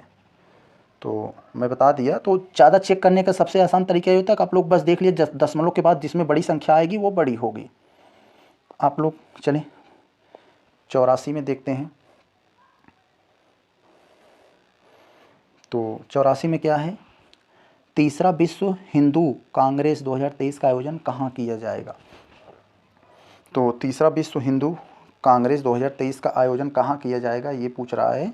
तो ये बैंकॉक में किया जाएगा, ऑप्शन नंबर ए, थाईलैंड इसकी राजधानी। आगे देखें 85 में, देखें एक और आपके अब यहाँ से शुरू हो रहे हैं प्रश्न, ये रीजनिंग के आपके कह रहा है ABCD में इस प्रकार एक धन कोई पैसा है ABCD में इस प्रकार बांटा गया कि A और B में जो है अनुपात 3:5 का और BC में अनुपात जो है 6:7 का, CD में अनुपात 8:9 का। तो AD में अनुपात क्या है। जब भी मेरे भाई ABCD ऐसे अनुपात देकर पहले और लास्ट का पूछे, तो यानी A और D का अनुपात पूछ रहा है, तो इसके लिए आप लोग क्या करिए, सबका गुणा कर दीजिए। जो है पहले का अनुपात क्या है AB का 3:5 गुणा कर दीजिए किसका 6:7 का, फिर गुणा कर दीजिए किसका 8:9 का। अब जो कट रहा है काट पीट दीजिए। यहाँ पे देखिए 3 से 9 कट जाएगा 3 बार में, ये तो गया। अब देखिए यहाँ पर क्या बच रहा है हमारा 8 छंग 48। यहाँ पर क्या है, यहाँ इस यही केवल बचे हैं यही दोनों। ऊपर क्या बचा 48 और नीचे क्या बच रहा है 5 सते 35। 35 का गुणा 3 में करेंगे तो 105 आएगा, 105 आएगा मेरे भाई। इसी को अगर आप लोग काट के छोटा कर देंगे, 3 से काटेंगे तो कट जाएगा। तो ये 3 1 का 3, यहाँ पर मैं थोड़ा सा कलर बदल दे रहा हूँ, सॉरी तो गया, सब कट गया। तो यहाँ पर मेरे भाई उसी को कितना हमारा आया था मैं बता दूं आपको, याद है हमें 48/103। इसी को जब आप छोटा करेंगे 3 से काटेंगे तो ये सब कट जाएंगे, तो 3 से नहीं कटेगा, 105 था सॉरी, यहाँ 48/105। तो यहाँ पर आप लोग 3 से काटेंगे तो कट जाएगा, 3 1 का 3, 3 6 का 18, यहाँ पर ये 16 आ जाएगा। और फिर यहाँ से काटेंगे 3 3 का 9 और 1 15, 3 5 15, तो 16 35, ऑप्शन नंबर डी हो जाएगा। तो आपसे पूछा था ए और डी का अनुपात, तो ए का अनुपात ये है, डी का ये है, ऐसे लगाइए आप लोग। आगे देखें 86 में धमाकेदार प्रश्न। एक निश्चित कोड भाषा में ट्रोबल को 93 के लिखा है और कम्यूट को 90 लिखा है। तो इसी में पूछ रहा है इसी फ्लो में जो है फ्रैक्शन को कैसे लिखेंगे। तो मेरे भाई सिंपल सा प्रश्न, सभी को जोड़ दिया है, टी का 20, आर का जो है 18, सबके जो कोड होते हैं ओ का 15 और यू का जो होता है 21, और यही सबका जोड़ कर दोगे 93, इन सभी को जोड़ दोगे तो 90। तो ऐसे ही फ्रैक्शन, जो फ्रैक्शन है यहाँ पर मेरे भाई, इस फ्रैक्शन को जोड़ दोगे आप लोग पूरा, तो ये आपका जो है 86 आ जाएगा, ऑप्शन नंबर ए, 86 का ए हो जाएगा। आगे देखें हम लोग अब, तो देखें अब हम लोग देखते हैं 87, क्वेश्चन नंबर 87 आपको क्या कह रहा है मेरे भाई, अनुक्रम में लुप्त संख्या को बताना है, यहाँ कौन सी संख्या आनी चाहिए ये बता रहा है। देखें बहुत बढ़िया प्रश्न, सीधा सा अगर थोड़ा सा दिमाग लगाएं हम, 6 सत्ते 42, 6 8 48, 8 का गुणा हुआ है यहाँ 48 आ गया। फिर 48 में क्या किया कि 24 आ गया मेरे भाई, ये 2 से भाग दिया है। और फिर 24 में क्या किया कि 192 आ गया, फिर 8 से गुणा किया है। तो फिर यहाँ 192 में क्या किया 96 आ गया, फिर 2 से भाग दिया है, तो 2 से भाग दिया 96 आया। और 96 में फिर हम 8 से गुणा करेंगे, तो यानी एक बार 8 से गुणा हो रहा है, एक बार 2 से भाग हो रहा है। तो यहाँ पर मेरे भाई कौन सी आपको अंत में मिल जाएगी यहाँ पर, तो जो अंत में आपको सबसे मिलेगी 768 कहीं है ये, तो ये ऑप्शन नंबर बी यही उत्तर हो जाएगा, यही यहाँ पर लुप्त संख्या में आएगा। तो लुप्त संख्या में कौन आएगा 768। तो याद रखिए 8 से गुणा 8 से भाग। अक्षरों के उस संयोजन का चयन करें जो दी गई श्रृंखला में रिक्त स्थानों के क्रमिक रूप से श्रृंखला को पूरा करेगा। तो मेरे भाई देखेंगे आप लोग इससे पूरा अगर देखेंगे, ये जो श्रृंखला बनी है CDDE, इसकी यह सीरीज है। इस हिसाब में अगर आप लोग यहाँ भरेंगे तो DC ऑप्शन ए आ जाएगा, ये यहाँ पर DDD का और एक E एक C आना चाहिए, DDE, तो यही आएगा, ऑप्शन नंबर ए हो जाएगा आपका। यही चारों एक एक में भरे जाएंगे। 89 निम्नलिखित अनुक्रम में लुप्त अक्षर ज्ञात कीजिए। जो लुप्त अक्षर हमें बताना है उसी को हमें ज्ञात करना है। तो देखें CWE, तो यहाँ इसका मतलब ये C है, तो C में 2 जोड़ दिया है सी का 3 होता है, 2 जोड़ दिया, यहाँ पर ई आ गया। फिर डब्लू का 23 होता है, तो यहाँ पर 2 घटा दिया है तो 21 आ गया। यानी इधर से एक बार 2 जोड़ रहा है, इधर से 2 घटा रहा है, तो ये हो गया। तो यहाँ मतलब ये क्या होगा, अब फिर 2 जोड़ देंगे तो यहाँ पर क्या आ जाएगा, ये वाली सीरीज़ 2 की जोड़ने की है, तो यहाँ पर कौन सा आ जाएगा, तो एफ जी आ जाएगा, ऑप्शन नंबर ए, क्योंकि ये इसके बाद तो जी ही आता है। ई में 2 जोड़ेंगे तो क्या आ जाएगा, जी ही आएगा ना, तो ऑप्शन नंबर ए हो जाएगा जी। आगे देखें 90 में, दी गई आकृति में कुल कितने त्रिभुज हैं। तो मेरे भाई सिंपल सा आप लोग यहाँ गिन सकते हैं कुल कितने त्रिभुज हैं यहाँ पर। तो देखें ये इतना बड़ा दिया है, तो एक यहाँ से आप लोग जब इसे फाड़ेंगे, इस चित्र को यहाँ से जो मैं लाइन खींच रहा हूँ, तो यहाँ से फाड़ देंगे तो आपको 2 बड़े त्रिभुज मिलेंगे, एक ये और एक ये, 2 ये त्रिभुज हो गए। और मैं आपको थोड़ा सा मिटा के दिखाता हूँ, तो 2 त्रिभुज ये हो गए, और 1 2 3 4 5 6, तो 2 ठो उसमें था, 6 ठो ये, 8 हो गया। अब देखिए और कहाँ से आ रहा है, एक यहाँ से आएगा 9 और एक यहाँ से आएगा 10, तो कुल 10 त्रिभुज यहाँ पर होंगे, ऑप्शन सी। यहाँ पर देखें 91 में, पी क्यूब का भाई है एस, यानी पी क्यूब का भाई है, एस पी का पिता है, तो पी का पिता कौन है, एस है। आर एस का भाई है, तो एस का आर भाई है। यदि टी आर की माँ है, तो टी कौन है, आर की माँ है, माँ। तो फिर कह रहा है पी का टी से क्या संबंध है, तो मेरे भाई ये इसका बाप हो गया, ये दोनों इसे, इसका आर इसका चचा हो गया, चचा की माँ यानी बाप की माँ। फिर ये टी जो है ये इसकी दादी हो गई, तो टी जो है ये इसके पोता होगा, ये पी जो है, तो ऑप्शन सी हो जाएगा पोता। तो सिंपल सा प्रश्न इसे आप लोग कर सकते हैं। ये दिशा ज्ञान से संबंधित है। राम जो है दक्षिण की ओर मुँह करके खड़ा है, फिर वो जो है अपने बाएं हाथ की तरफ मुड़कर 40 किलोमीटर चलता है। जब ये बाएं हाथ की ओर मुड़ेगा मेरे भाई, तो इसका मुंह पूरब की ओर हो जाएगा, यानी ये पूरब की ओर जो है 40 किलोमीटर चला। फिर कराए, फिर वो अपने दाएं मुड़ गया, दाहिने मतलब इधर अब मुड़ेगा, इधर मुड़कर ये 50 किलोमीटर चलता है। फिर क्या करा है, फिर वह अपने बाएं मुड़कर 60 किलोमीटर चलता है, बाएं माने इधर मुड़कर जो है अब 60 किलोमीटर गया, कितना, 60 किलोमीटर। फिर कराए अब वह किस दिशा की ओर मुंह किया हुआ, तो मेरे भाई पूरब की ओर, ऑप्शन नंबर ए, सिंपल सा सवाल। आगे देखते हैं हम लोग, निम्नलिखित सारणी में लुप्त संख्या, यानी इसको जो है बताना यहाँ क्या होगी। तो मेरे भाई यहाँ पर जो हमें दिया है, एक जो यहाँ दिया है 23 का हम लोग गुणा करेंगे, 23 का इसी में 3 का अगर हम लोग गुणा कर दें तो देखते हैं कितना आता है हमारा, 69 आएगा। तो 69 में हम लोग जो है 3 जोड़ दे रहे हैं इसी 3 को, तो कितना आ जाएगा हमारा 72। तो एक तो फिट हो गया। यही प्रक्रिया यहाँ पर लगाइए, 32 का यहाँ पे लगाइए, तो हमारा क्या आएगा, तो 32 का यहाँ पे 4 का, यानी 32 का हम 4 में गुणा करेंगे तो हमारा आ जाएगा 128। 128 में फिर यही 4 जोड़ देंगे तो 132, यही अगर 4 जोड़ देंगे तो 132 आ जाएगा। इसका मतलब हमारा फिट बैठ रहा है, सही आया है। तो यही प्रक्रिया आप इसमें भी लगाइए, ये 16 पच्चीस 80, 80 में फिर यही 5 जोड़ दीजिए, 85, ऑप्शन नंबर ए। आगे देखें हम लोग 94 में,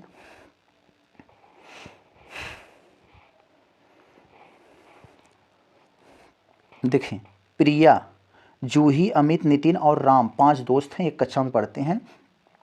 जूही को राम से ज़्यादा अंक मिलते हैं, तो यहाँ पर याद रखिए जूही को राम से ज़्यादा मिलते हैं, किंतु प्रिया से कम अंक मिलता है, यानी प्रिया से कम अंक मिलता है इनको, तो यानी अभी तो प्रिया का सबसे ज़्यादा है। फिर कह रहा है नितिन का सबसे अधिक, यानी यहाँ नितिन का सबसे अधिक हो जा रहा है, और राम का अंक सबसे कम। यदि अमित को दूसरा स्थान, मेरे भाई बिल्कुल सही आपका पूरा खोल दिया, अमित का दूसरा स्थान। यदि तीसरा स्थान किसको प्राप्त होगा, मेरे भाई जब अमित को दूसरा मिला है और सबसे अधिक कह दिया नितिन को है, तो यही प्रिया अब तक सबसे अधिक थी, यही प्रिया तीसरे नंबर पर आ जाएगी, ऑप्शन नंबर सी। आगे देखें हम लोग 95 में, तो 95 में हमें क्या दिया है मेरे भाई, 15 सितंबर 2023 को भारतीय रक्षा अधिग्रहण परिषद द्वारा किस मिसाइल की खरीद को मंजूरी दी गई? तो किस मिसाइल को खरीद की मंजूरी दी गई मेरे भाई? जो ध्रुवास्त्र, ऑप्शन नंबर सी, ये ध्रुवास्त्र की खरीद की जो है मंजूरी दिया गया। आगे देखें हम लोग, देखें यहाँ पर एक सिंपल सा सवाल दिया है, देखने में तो बड़ा है लेकिन बहुत सिंपल है, ये आपके चंद्रयान 3 से संबंधित।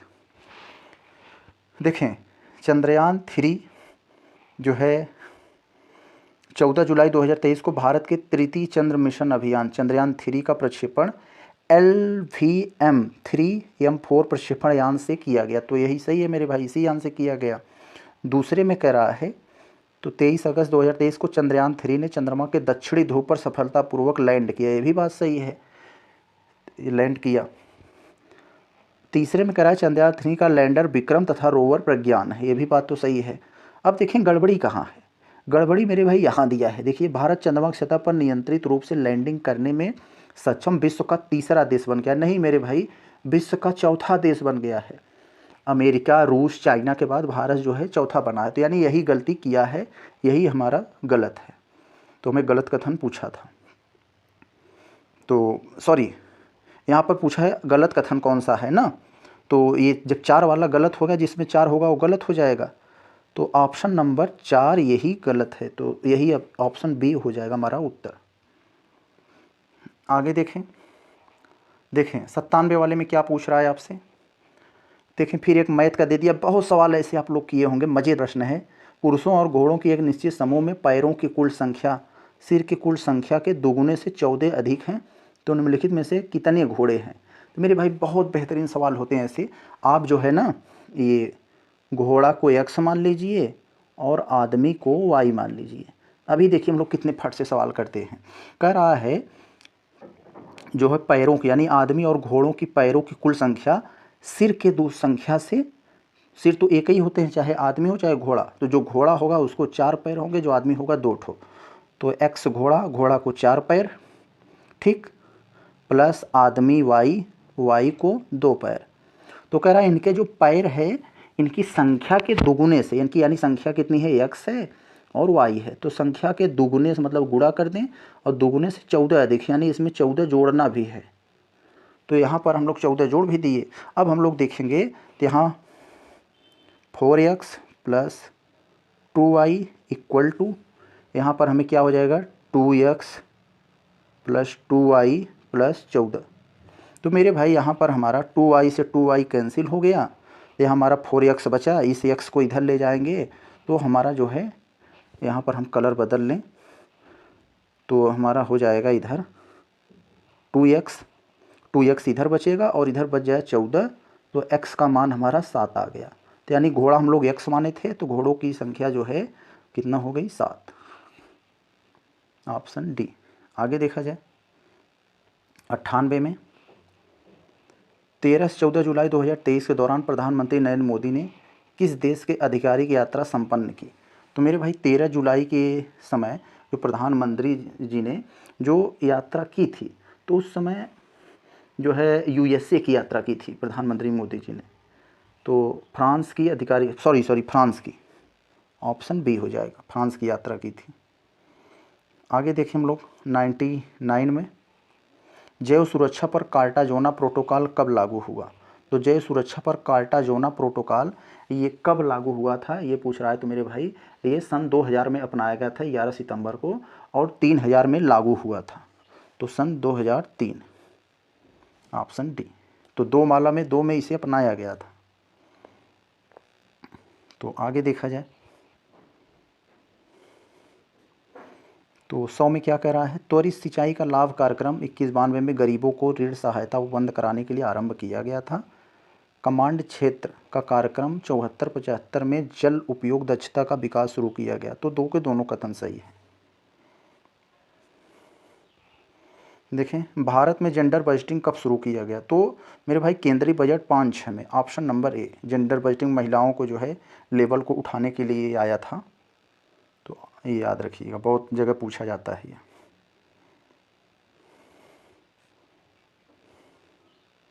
तो 102 में हम लोग देखते हैं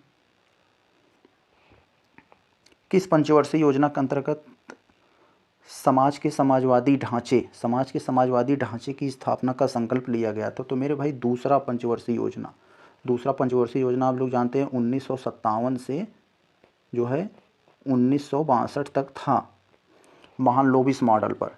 तो ऑप्शन बी हो जाएगा इसमें। तो हम लोग 102 देख लिए। अब हम लोग चलते हैं अगले प्रश्न। 103 में क्या है? निम्नलिखित में से कौन सा कथन असत्य है, कौन सा गलत है यहाँ पर? तो ये हमें बताना है कौन सा कथन हमारा गलत है 103 में।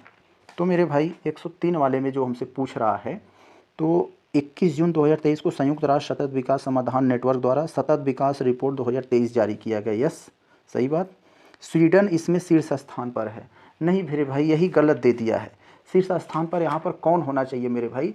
शीर्ष स्थान पर आप लोग इसका रिपोर्ट देखे होंगे, तो इसमें जो शीर्ष स्थान पर था वो फिनलैंड था। कौन? फिनलैंड। तो यही गलत हो गया, बाकी सब सही हैं। 166 देशों में भारत 192वां स्थान प्राप्त हुआ, सूडान को अंतिम स्थान प्राप्त हुआ। 104 देखते हैं। कौन सा एक भारतीय रिजर्व बैंक का कार्य नहीं है?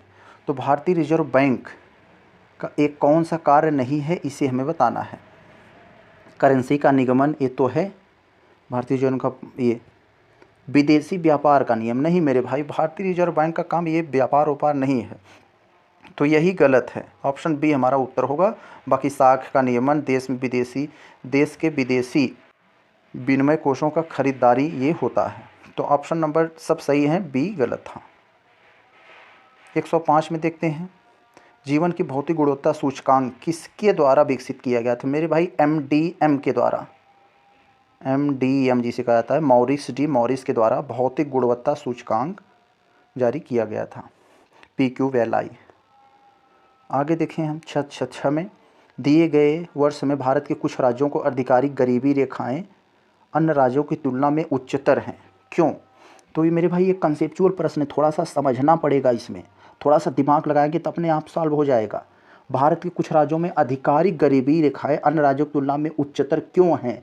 क्योंकि गरीबी दर अलग अलग राज्य में होती है? नहीं, ये गलत है। कीमत स्तर अलग अलग राज्य में अलग अलग होती है, इसलिए। तो यहाँ पर ये इसका एक फैक्ट है यहाँ पर। तो आगे देखें हम लोग 107 में। निम्नलिखित में से कौन सा युग्म सुमेलित है? तो कौन सा ये यहाँ पर सही सुमेलित है, इसे हमें बताना है। रेशनिंग, राज वित्तीय नियंत्रण,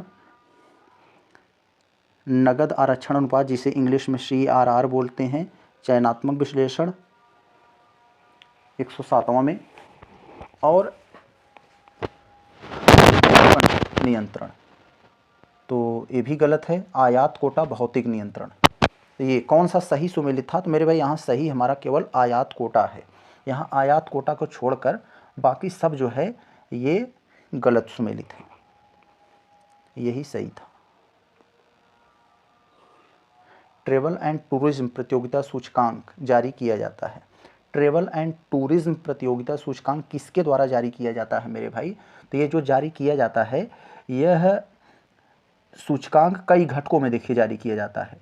इसको जो है आर्थिक मंच जो होता है ना, विश्व आर्थिक मंच के द्वारा इसे जारी किया जाता है, ऑप्शन सी। 9वें में देखते हैं हम क्या है। राज्य खाद्य सुरक्षा सूचकांक 2022-23 में से निम्नलिखित में से कौन सा कथन असत्य है? तो इसमें कौन सा कथन गलत है, हमें ये बताना है राज्य खाद्य सुरक्षा सूचकांक पर। तो देखें यहाँ पर जो पहला पढ़ेंगे, कुल प्राप्तांक के आधार पर शीर्ष 5 बड़े राज्य हैं। 5 बड़े राज्य केरल, पंजाब, तमिलनाडु, मध्य प्रदेश, उत्तर प्रदेश हैं। यस, सही बात है, ये तो सही है। कुल प्राप्तांकों में शीर्ष 5 छोटे राज्य सिक्किम, मणिपुर, गोवा, ये तो मेरे भाई यही गलत है। जब भी आए शीर्ष 5 छोटे राज्यों में, तो शीर्ष 5 छोटे राज्यों में सबसे पहले गोवा को आना चाहिए था। तो इसीलिए यहाँ पर पहले सिक्किम दे दिया, तो सीधा मतलब ये सीक्वेंस बिगड़ गया। तो यही गलत है, बाकी सब अपने जगह पे सही थे। तो हमसे गलत पूछा तो हमने गलत बताया, बी। देखें 110। ऊर्जा क्षेत्र पर ब्याज भुगतान भार कम करने के लिए भारत सरकार ने कौन सी योजना शुरू की है? तो ऊर्जा क्षेत्र में भुगतान यानी जो ब्याज है उसको कम करने के सरकार ने ऐसी कौन योजना चला रखी है? तो मेरे भाई उदय योजना। इसका फुल फॉर्म होता है ये उज्ज्वल डिस्कॉम इंश्योरेंस, ये ऑप्शन सी। 2011 की जनगणना के आधार पर भारत में न्यूनतम यौन अनुपात जिस केंद्र शासित प्रदेश में पाया जाता है वह है, तो यौन अनुपात जहाँ पर न्यूनतम पाया जाता है तो वहाँ पर किस में है? चंडीगढ़, दमन दीव या उपर्युक्त में से कोई नहीं।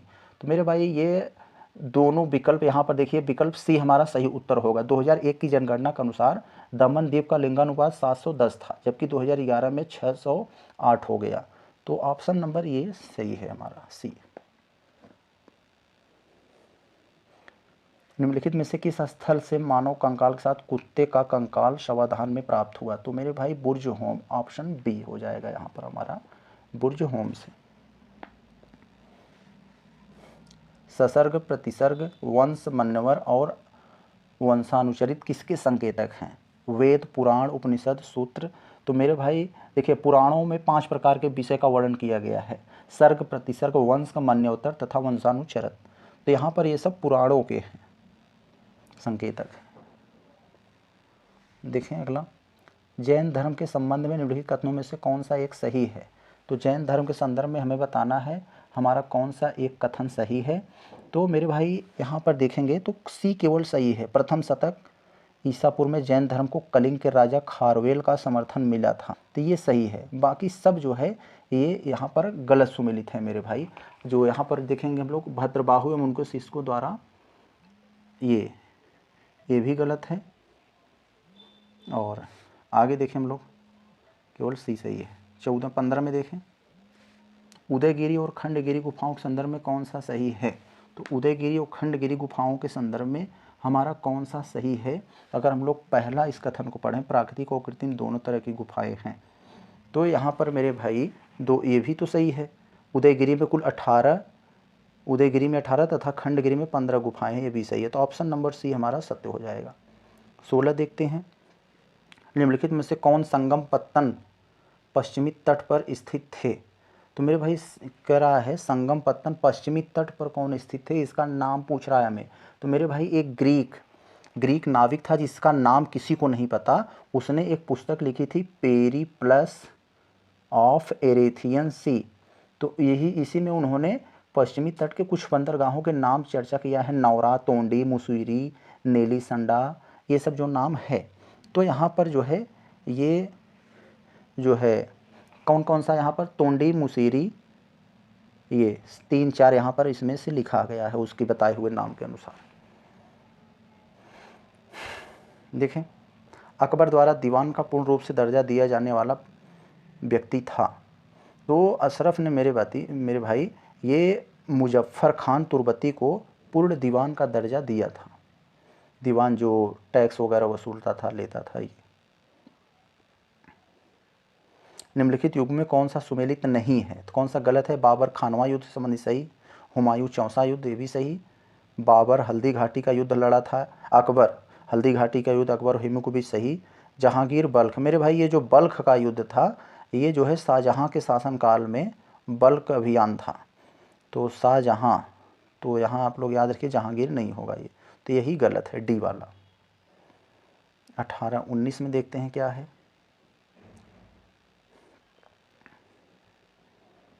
देखें 19 में क्या है, 1857 के संदर्भ में स्वतंत्रता संग्राम के संदर्भ में किस राजवंश ने अंग्रेज़ों की सर्वाधिक सहायता की? तो मेरे भाई वही जो है ये जो यहाँ पर क्या है, सिंधिया, हाँ ग्वालियर के सिंधिया, एमपी के जो है, जो इस समय जो है, तभी अब जो है ये समय जो सिंधिया साहब जो है ना बीजेपी में, पहले ये कांग्रेस में थे, तो इनको बीजेपी वाले गद्दार ये पता नहीं क्या क्या बोलते थे। जब से ये कांग्रेस में आए तब से नहीं बोले थे। तो यही जो सिंधिया घराना था तो सबसे ज़्यादा अंग्रेज़ों की हेल्प किए थे। Option A. 120 देख लेते हैं, भारत की स्वाधीनता के समय महात्मा गांधी, तो भारत की जब स्वाधीनता हुआ था तो महात्मा गांधी कांग्रेस के सदस्य नहीं थे। तो मेरे भाई यही सही है। क्यों? क्योंकि 1934 में ही गांधी जी कांग्रेस को छोड़ चुके थे, लेकिन जो उनका आंदोलन था, एक सपोर्ट था, वो तो था ही अप्रत्यक्ष तौर पर, लेकिन कागजी तौर पर वो कांग्रेस के सदस्य नहीं थे। आज़ादी के समय। तो आगे देखा जाए, अभी कथन एक में कह रहा है, कथन कारण वाला सवाल है। 1928 में लाहौर में लाला लाजपत राय के नेतृत्व में साइमन कमीशन का विरोध किया गया, ये सही बात है। इसी में लाला लाजपत राय की पुलिस वाले ने मारकर सर, लाठी से सर फोड़ दिया, इसमें मृत्यु भी हो गई।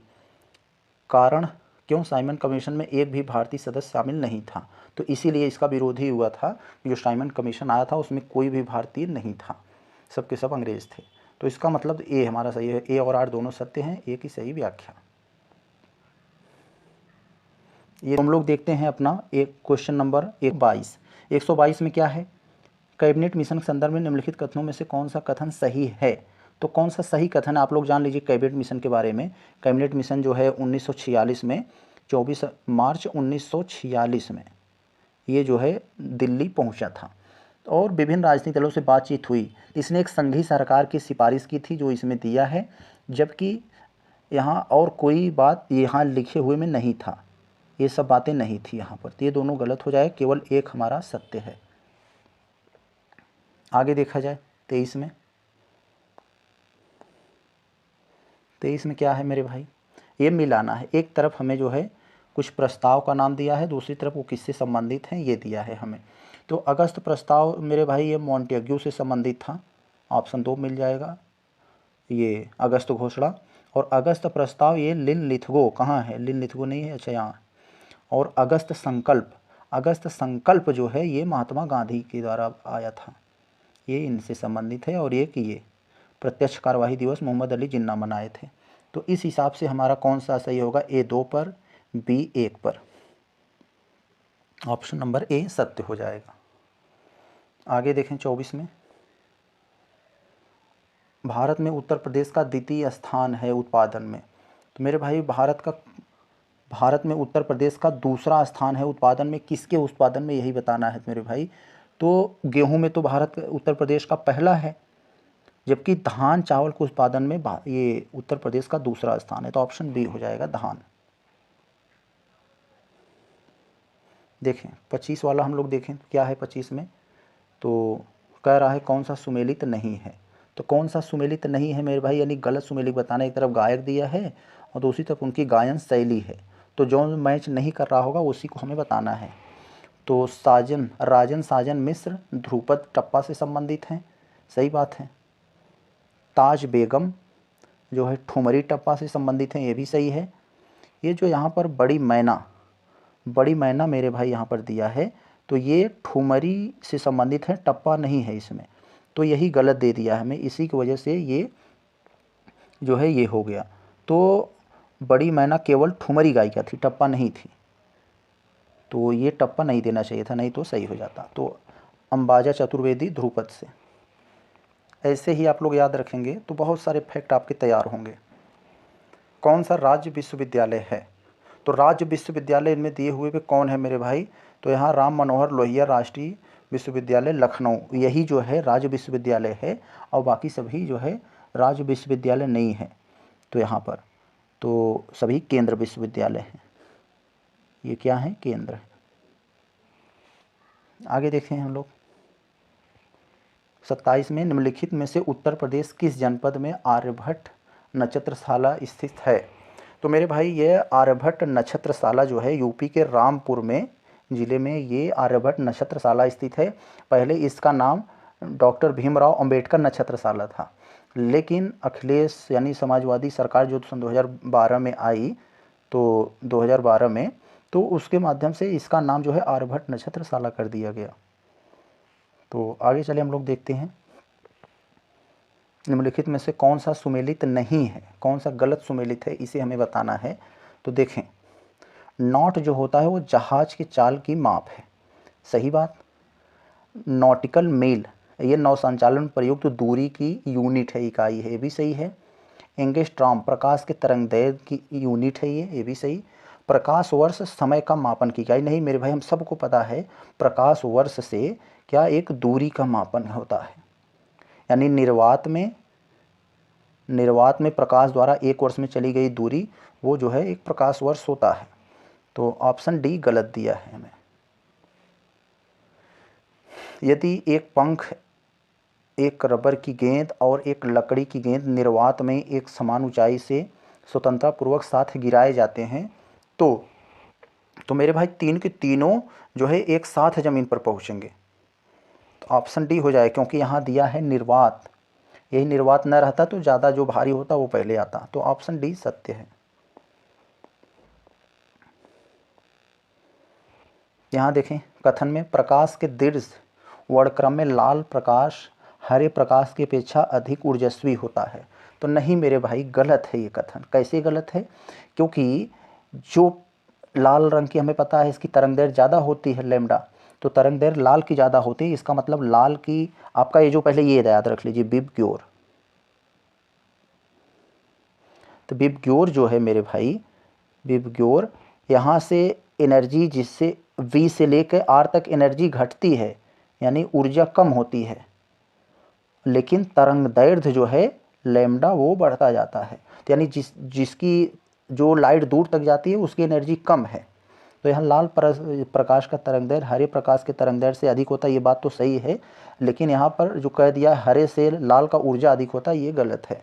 तो ऑप्शन नंबर हमारा कौन सा हो जाएगा यहाँ पर? ये डी वाला हो जाएगा। ए गलत है, आर सही है। आगे देखें, निम्नलिखित में से कौन सा एल्बिडो से संबंधित है? एल्बिडो मतलब क्या होता है मेरे भाई? जो सोलर रेडिएशन पृथ्वी तक बिना पहुँचे ही जो है वो रिटेन हो जाता है, तो उसे हम लोग एल्बिडो कहते हैं। तो वापसी की शक्ति, तो बहुत सारी फैक्ट पर निर्भर करता है एल्बिडो। तो हमें पता है सनलाइट या सोलर रेडिएशन जो आता है और पृथ्वी पहुंचने से पहले लौट जाता है, तो वही होता है ये एल्बिडो। 32 में देखते हैं, रेडियो धर्मिता के संदर्भ में निम्नलिखित कथनों में से कौन सा सही है? तो यह एक नाभिकीय गुण है, नाभिकीय विखंडन सिद्धांत पर हाइड्रोजन बम बनाया जाता है। तो मेरे भाई ये गलत। नाभिकीय विखंडन के आधार पर यह परमाणु बम बनाया जाता है, हाइड्रोजन बम नहीं। हाइड्रोजन बम नाभिकीय संलयन पर बनाया जाता है, तो ये हमारा गलत हो गया। तो इस हिसाब से हमारा केवल एक सही है। ऑप्शन हम लोग देख लेंगे अगले पेज पे, तो ऑप्शन नंबर केवल एक सही है। देखें, गुरुत्वीय तरंगों को पहली बार देखा गया। तो गुरुत्वीय तरंगों को पहली बार देखा गया था कब? 14 सितंबर 2015 को, ऑप्शन नंबर बी में। तो ये चीज़ें जो हैं एक एक फैक्ट हमें याद रखना पड़ेगा। और आगे देखें हम लोग, खीरे को काटकर यदि नमक डाल दिया जाता है तो किसके कारण पानी निकलने लगता है? तो मेरे भाई परासरण प्रक्रिया के तहत पानी निकलने लगता है। परासरण प्रक्रिया के बारे में हम लोग पढ़े होंगे। तो अर्धपारगम झिल्ली से जो कम सांद्रता जो उसके विलायक के अणु होते हुए कम सांद्रता के क्षेत्र से अधिक सांद्रता के क्षेत्र की ओर अगर वो गति करने लगते हैं तो इसी को परासरण कहा जाता है। तो नमक जैसे खीरा है, आपने उसे काटा और यहाँ पर नमक लगा देंगे तो यहाँ पर सांद्रता ज़्यादा हो जाती है, तो और यहाँ की कम रहती है, तो इसीलिए कम से ज़्यादा की ओर वो जो है उसके मालिक्यूल रन करने लगते हैं। निम्नलिखित अणुओं में से कौन सा एक विद्युत का मंद चालक नहीं है? तो विद्युत का मंद चालक कौन सा नहीं है ये हमें बताना है 35वें में। मेरे भाई विद्युत हमें पता है, विद्युत का चालन एक धात्विक गुण होता है, और यदि हम लोग केमिस्ट्री अगर पढ़े होंगे तो किसी भी वर्ग में नीचे की ओर जाने पर धात्विक प्रकृति बढ़ती है, और आवर्त में जो है हमें बाएं से दाएं जाने पर, तो जो है बाएं से दाएं जाने पर धात्विक गुण घटता है। तो जो प्रश्न में हमारे यहाँ दिया है, तो सिलीनियम, सिलीनियम एक धातु है, भूरा सीलियम जो है ये ऑप्शन नंबर ये यही है मंद चालक, लेकिन कुछ सेंसों में ये जो है ये करने लगती है। आगे देखें, गैसोहॉल, गैसोहॉल क्या होता है मेरे भाई? ये आपसे गैसोहॉल के बारे में कई सारा प्रश्न पूछा जा रहा है। तो ये जो है मेरे भाई एक तरह का एथेनॉल जो है 10% जो है एथिल अल्कोहल होता है और 90% पेट्रोल। तो एथिल अल्कोहल और पेट्रोल यहाँ ये है ऑप्शन ए।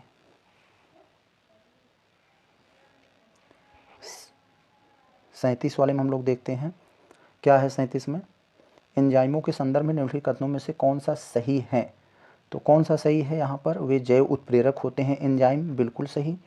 तो वे शरीर पर उसी स्थान पर अपना कार्य करते हैं जहाँ वे उत्पादित होते हैं। तो ये भी सही है, तो हमारा ऑप्शन नंबर सी हो जाएगा, ये सत्य है। 38 में हम लोग देखें, अन्य पशुओं के मांस की तुलना मछली का उपभोग स्वास्थ्यकर के लिए अच्छा माना जाता है, क्योंकि मछली में क्या होता है, मछली में मेरे भाई जो होता है ना, वो बहुसंतृप्त वसा अम्ल होता है। तो यहाँ पर जो है ऑप्शन ए, जिसे इंग्लिश में हम लोग पॉली अनसैचुरेटेड फैटी एसिड बोलते हैं, आप लोग ये पढ़े होंगे इसके बारे में। 39 में, निम्नलिखित में से कौन सा पोषक तत्व दलहनी फसलों में गांठ के गठन के लिए आवश्यक है। तो गांठ के आवश्यक है मेरे भाई, तो बोरान, बोरान पौधों के आवश्यक सूक्ष्म पोषक तत्व है। दलहनी फसलों में लिए ग्रंथिका, जिसे हम लोग गांठ बोलते हैं, न्यूडल फॉर्मेशन, इसके लिए आवश्यक होती है। Option C. 140 में देखते हैं, लास्ट प्रश्न में से कौन सुमेलित नहीं है। तो कौन सा सुमेलित नहीं है मेरे भाई, इसी को हमें बताना है। तो देखें, कोबाल्ट जो 60 होता है, शरीर के अतरंग में अर्बुद का उपचार किया जाता है, ये बात तो सही है, कैंसर वगैरह में। आयोडीन जो होता है, ये आयोडीन जो है, ये थायराइड, जो थायराइड हो जाता है गले वले में, उसके लिए ये काम करता है। फास्फोरस, ये जो 32, ये श्वेत रक्त अल्पता का उपचार के लिए होता है। और हमारा कौन सा सुमेलित नहीं है, कौन सा सुमेलित नहीं है, तो डी वाला नहीं है, गोल्डन 98 रेटिना 200 का उपचार। मेरे भाई यही गलत दे दिया है, यहाँ पर होना क्या चाहिए था, यहाँ पर देखिए गोल्डन 98 सोने का रेडियो एक्टिव आइसोटोप है, इसका सोने का गोल्ड, तो इसका एक तरह का आइसोटोप है जिसका प्रयोग जो है कैंसर में भी किया जाता है। तो ये हो गया। तो साथियों, हम लोगों ने ये घटना चक्र की ये जो दूसरी प्रैक्टिस सेट थी, इसको हम लोग बहुत अच्छे से देख लिया, ये जीएस का ये दूसरी प्रैक्टिस सेट। अब हम लोगों जो है जनरल हिंदी का दूसरा देखेंगे, फिर हम लोग जीएस का जो है तीसरा देखेंगे, फिर जो है हिंदी का तीसरा, ऐसे करके, मतलब एक जीएस एक हिंदी ऐसे करके देखेंगे। तो साथियों, हम लोग चलते हैं, मिलते हैं